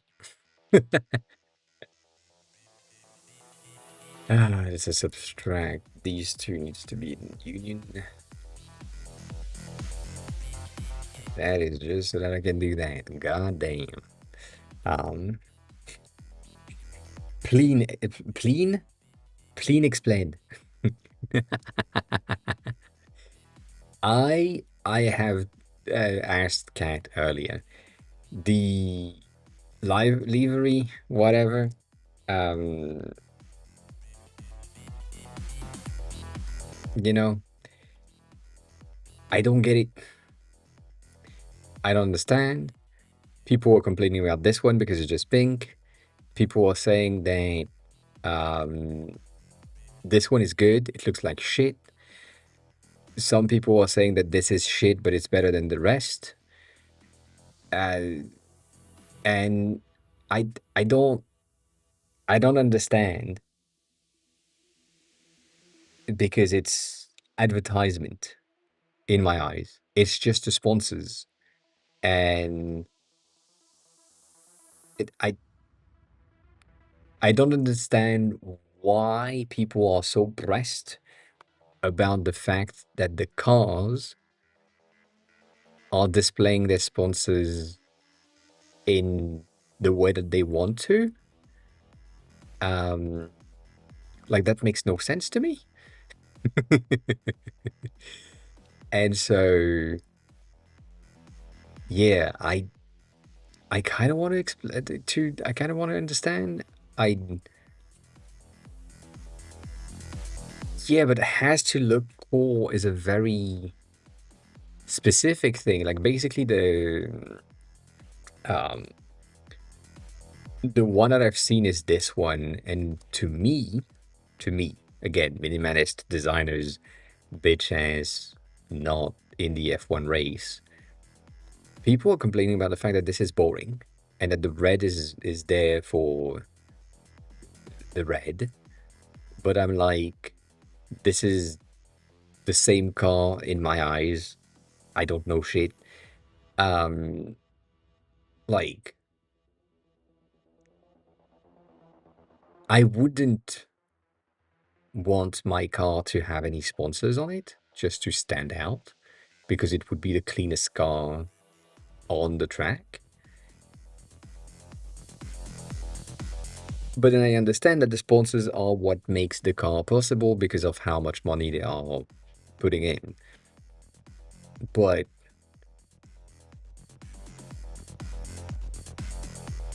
yeah, but it's just wild.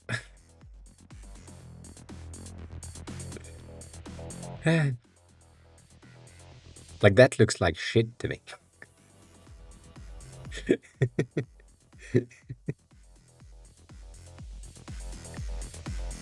Also, yes, I'm sure that there is probably a, a driver and or a house that is or has enough money to not need sponsors.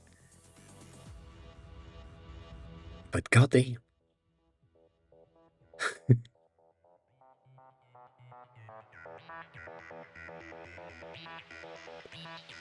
But I also so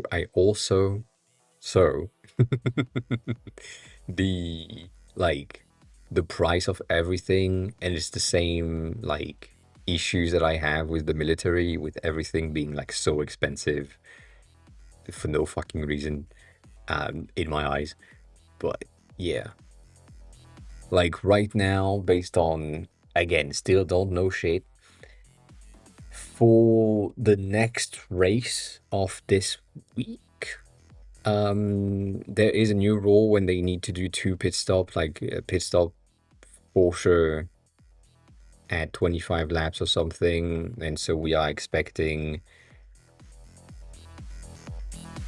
everyone to do their pit stop at the same time so that it's the same amount of laps and so on, whatever. Um, I'm expecting some of them to attempt the 25th, but most people going at 20 so that they have like fresh tire ish. And then the last, the last one after the second pit stop is going to be 17 laps, so that's fine. Again, I don't know shit. I just know the numbers. Uh, but yeah,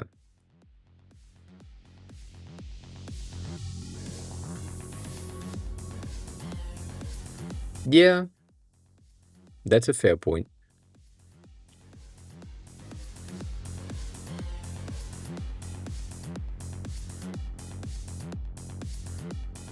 Yeah, I mean, basically, from what I understood, I'm gonna go there because that makes sense. But I mean, you know what? No, I can stay there.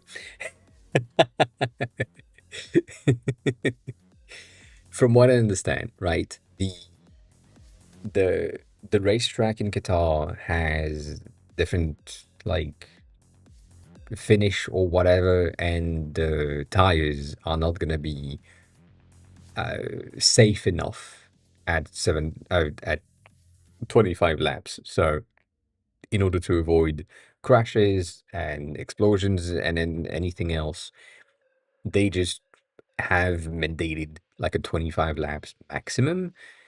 The thing is, based on what we have seen in other racetracks and other things, the most minor like impact in between two cars' tires, one of them is popping most of the time, if not both of them.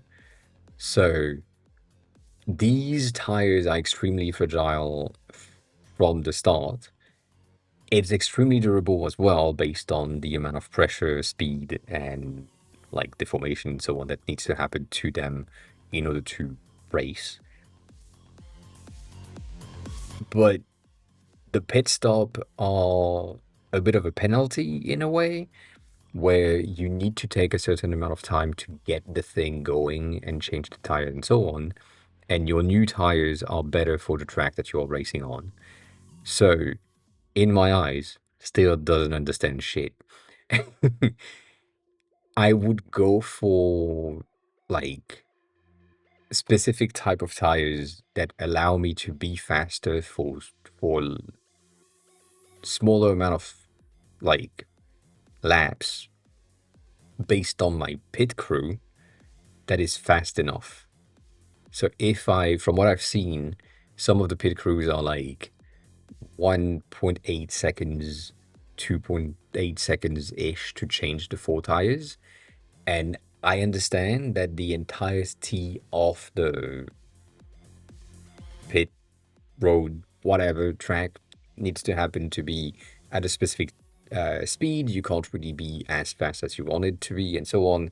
Um, that could be an option as well.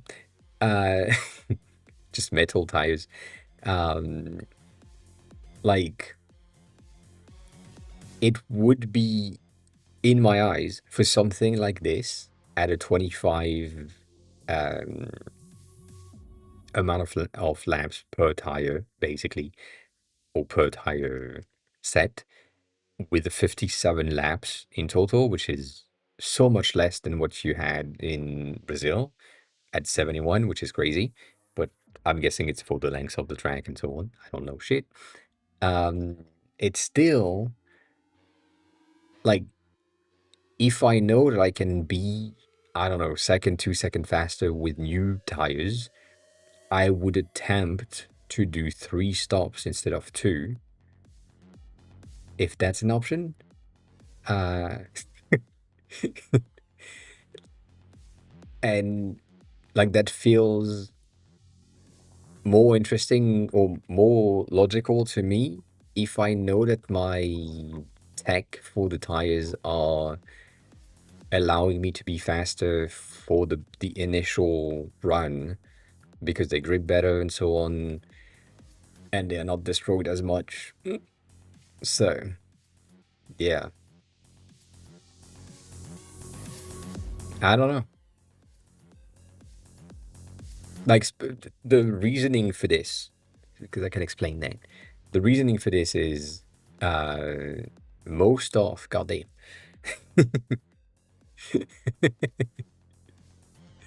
um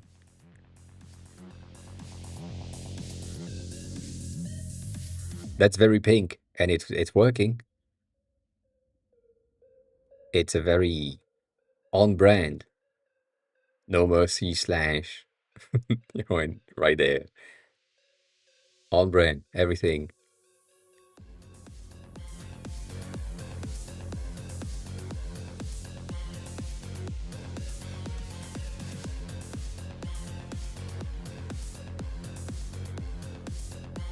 We like it. We do like it. That's a screenshot right there. Nice screenshot right there. Um, but yeah, no, again, from my point of view, the thing that made me in my head say, "Oh, you need to do more laps or more stops because it makes more sense," is when I saw the video of them trying to do the pit stop in the dark, right? And one team took like 7 seconds, which is extremely fast already. And then Max's team did like 2 seconds or 2.8 or something in the dark. Um, that that is crazy. Um, so with that in mind, when you have your pit stop in the dark, so in real life that is like 1.8, most of the one that I've seen is like less than 2 seconds or 2 seconds. I don't think for these drivers that are way better than me because I don't have a license. Remember that? I do not drive a car. Um, I'm sure that they can like basically recoup the 2 seconds of things up. Oh, hi, welcome in. How are you? How's the day going? How's the week going? So yeah, I don't get it. Nonetheless, I do know the technicals, but that's all I know. And I feel like, yeah, that's what I thought because of the speed that you need to be in the road there. You need to be careful about the pedestrian and so on. Um, and I get it. From what I've seen is that if you are in first place and you do a pit stop, you basically end up in like 12th place um, immediately just because of you have to take a small break. But yeah, I don't know.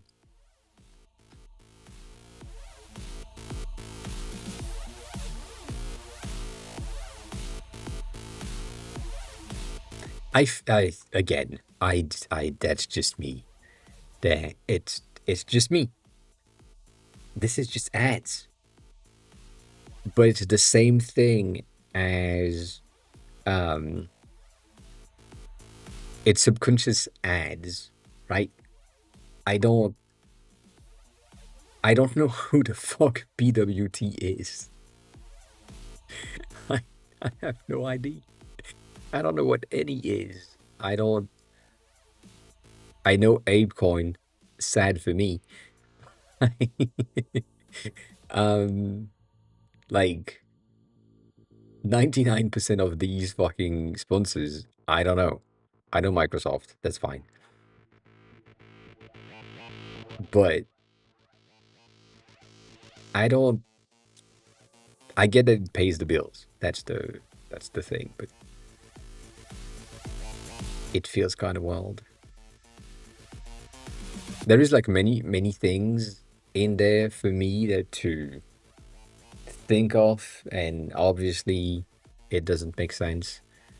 But the fact that you have Visa right here, right there, probably on the other side, Cash App right here, right there, at the front as well, probably here as well. Like it's just goddamn. Um,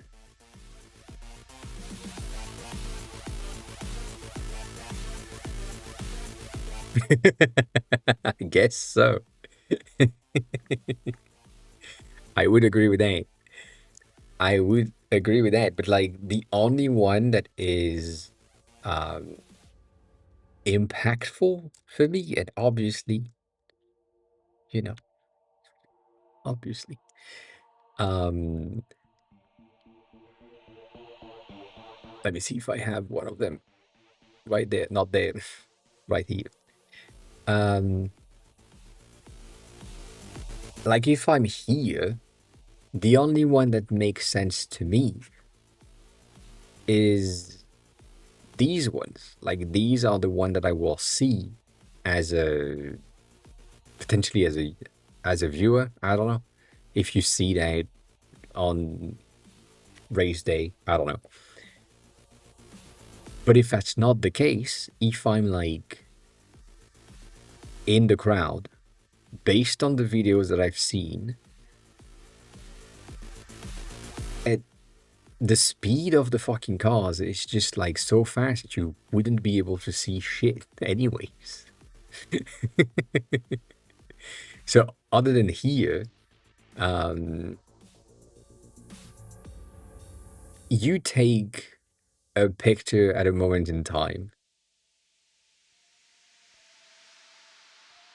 So you stop time at one point, whereas me in the crowd, I don't know what's happening. I just see a blur of blue pass by, and that's about it.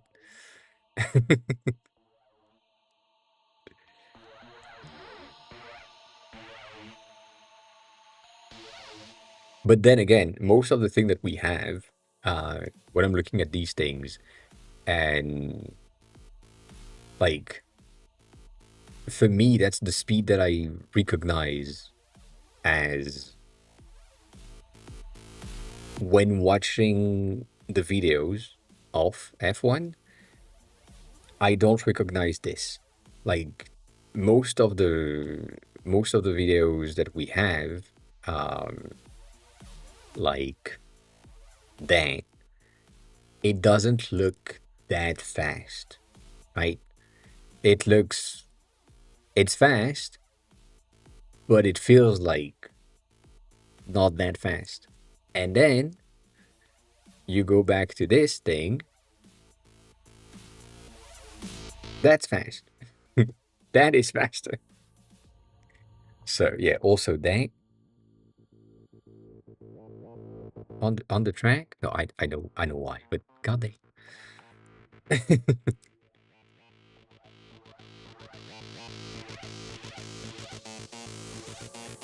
Ah,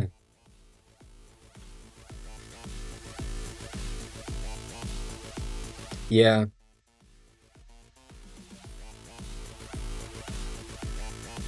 I I'm not ah, I'm not into sports at all. Like there is no sports that I know of that I'm like, oh yeah, I could watch a game. I mean, I could watch a game of anything, but I just hate competitive things in general. Like that just piss me off. So this one is interesting because there seems to be more technicalities in there. Some of the drivers have takes that I agree with, which, who does that? Um, but I forgot his name. He's in green. That's all I know. I think that's the team, but that's not him in questions. Um, I would say it's one of the oldest one, or he looks oldest. That was basically saying that if everyone had the same car, maybe Alonso. Um, and I do agree with that. I think like the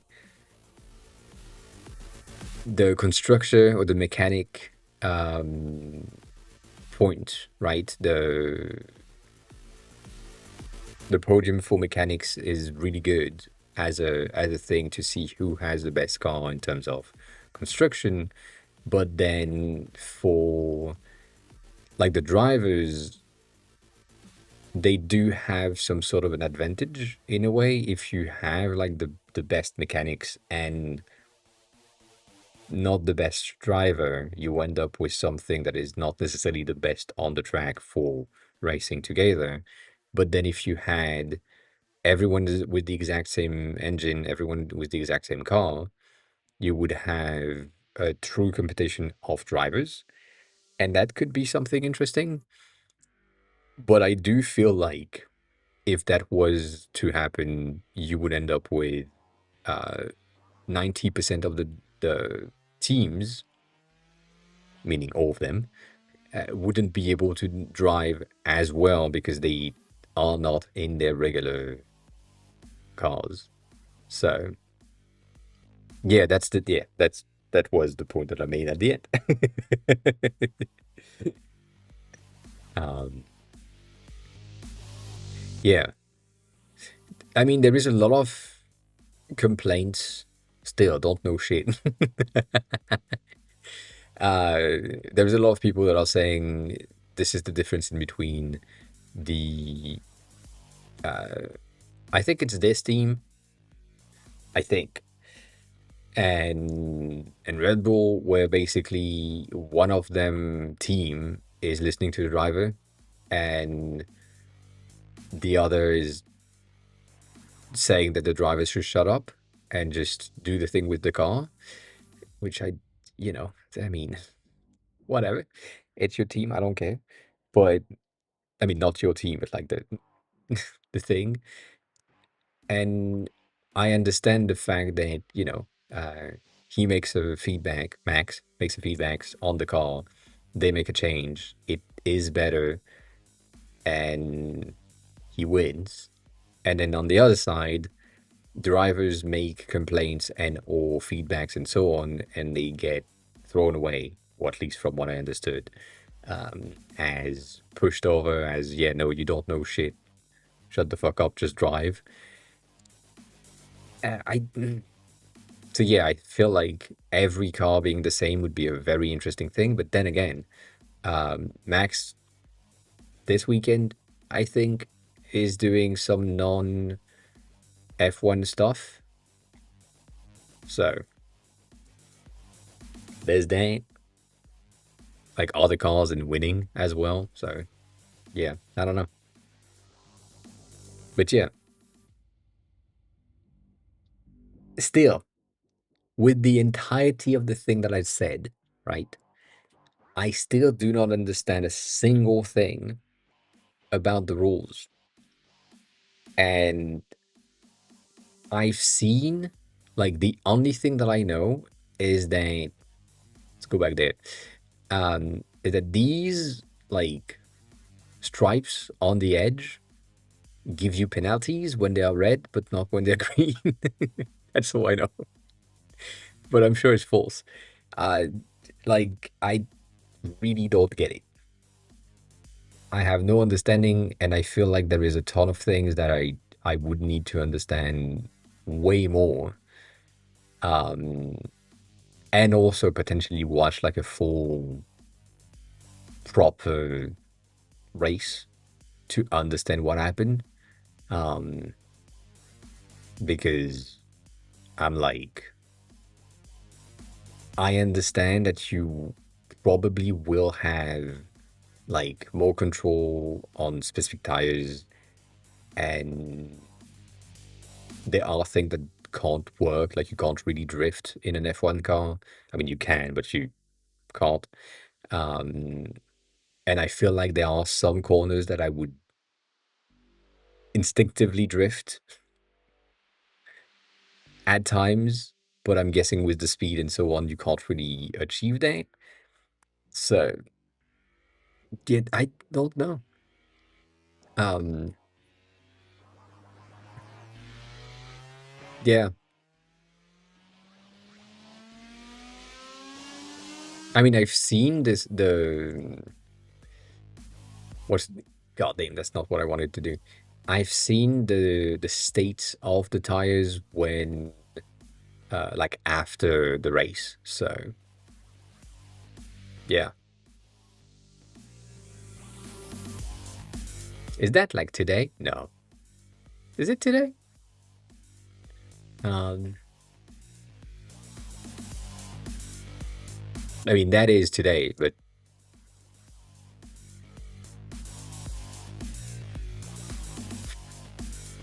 Again, don't know shit.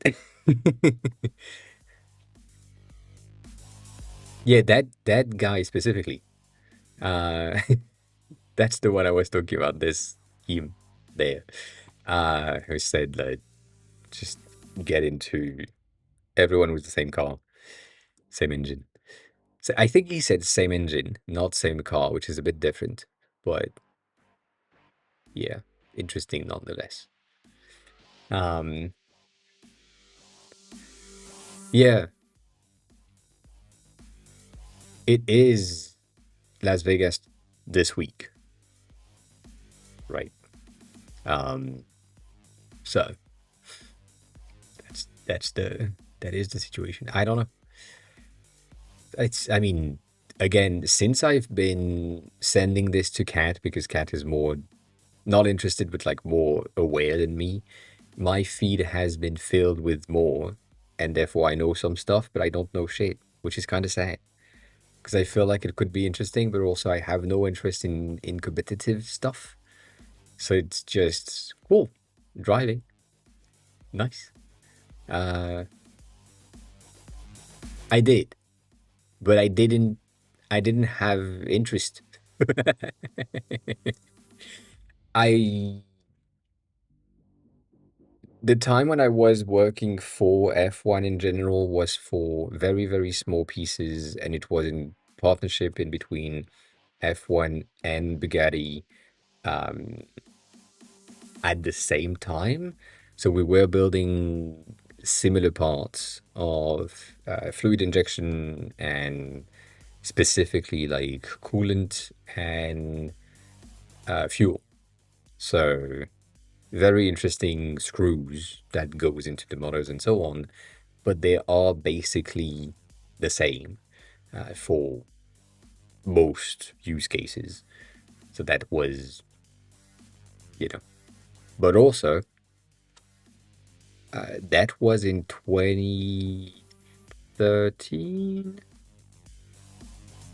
13 or 14. So it's been a while. It's been a while since I've worked with them. And also, like, I wasn't in direct contact with them, but still, nonetheless. The boss was not me, not me. But I don't know. My feed is just like filled, filled with racing stuff. And now that I just spent uh, that much time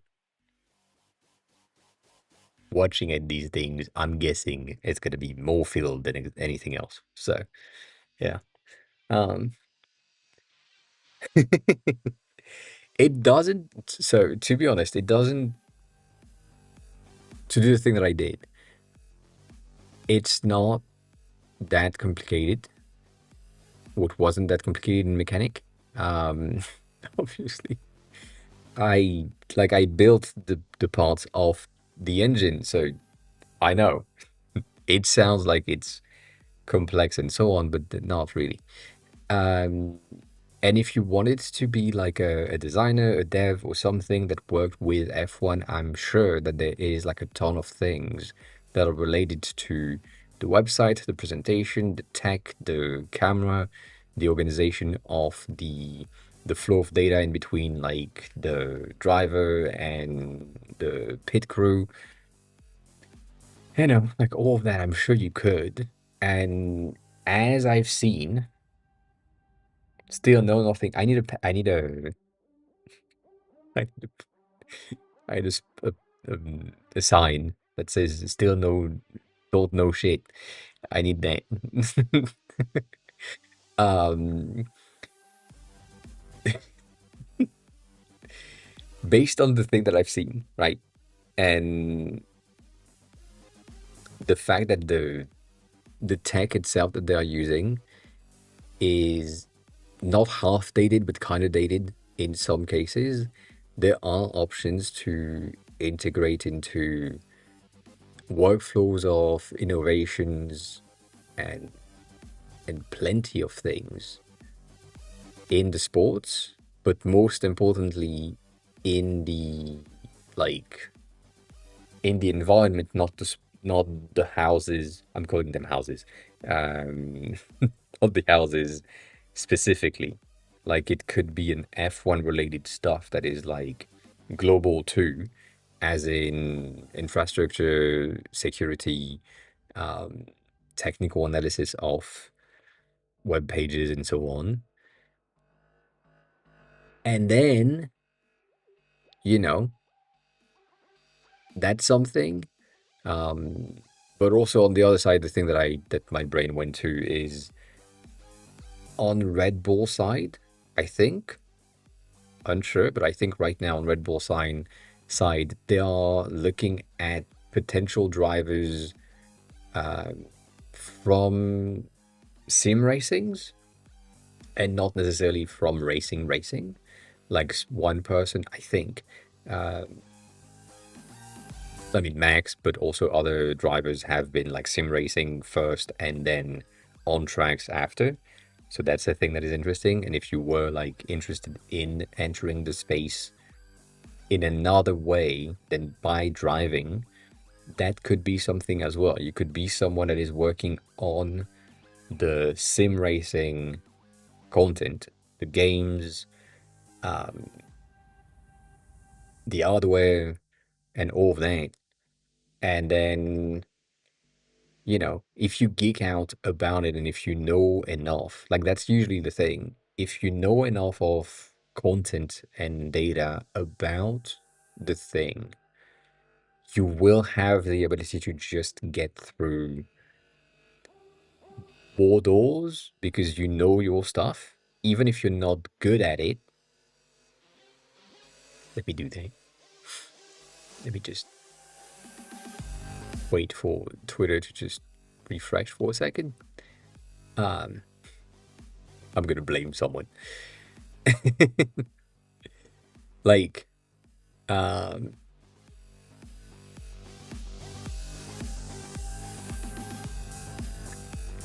that's wrong, but even if you're not good at it, but you know what you're talking about, you might get more views, more interest by other people, by a client, by things, by whatever, compared to someone that doesn't know but is technically better. So, you not being good at sim racing, but being good at the information about, you might be good as an advisor, you might be good as something else. Michael is good. Don't worry about it. But like that's the type of shit that could happen. That could be good for you if you wanted to get in. The other thing that I've seen, I think last week, is someone saying that they cold emailed their seniors in their district, village, whatever, and they ended up at a very specific gathering for readers, I think, people that like books, not me, uh, and met with people that are extremely influential in the book environment and so on, and then that helped them publish a book. But the thing that happened is they just sent an email to the 60 and 80 years old, like grandmas of their village who happened to have like a book club that was really popular and then that pushed them into publishing a book. So like you can't know until you try. That's basically what I'm about to say. Like you will not be able to know if it's a good thing or a bad thing for you, or if you can get in or not get in until you do so and attempt. And going back to the design thing, by the fact that I have worked for F1 and Bugatti and other constructors 12 years ago as a mechanic, that doesn't give me any advantage in potentially becoming a designer for any of them. Like I wouldn't get points. I mean, I don't think I would get points to get in there, work with them, just because I have done that in the past. And someone that's just starting or just geeking about it and really interested in everything might, you know, might be good. I don't know. I don't know. To be checked. Anyways, I don't know enough about F1 to be able to just like spitball about it for so long. It's not a good idea. It's not a good idea. Um, but yeah.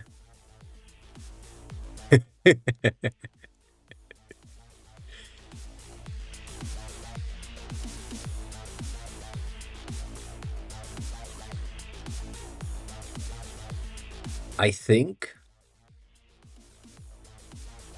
and that's an assumption from my point of view, from an outsider point of view. I feel like most of the executive circle of F1 is older than you. So, you know, maybe it's interesting. I don't know. I don't know. Estonia, I see that Veronimo is live. Do you want to go there?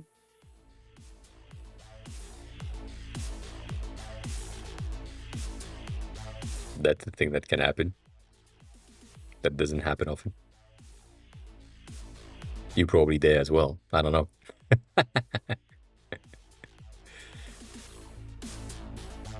Otherwise, John is live. It's been a while. And the new house, I'm guessing, has changed. And Cat is live, but Cat has been live for too long. I guess Vero is a good idea. It's been a while. We went there, I think, once. So,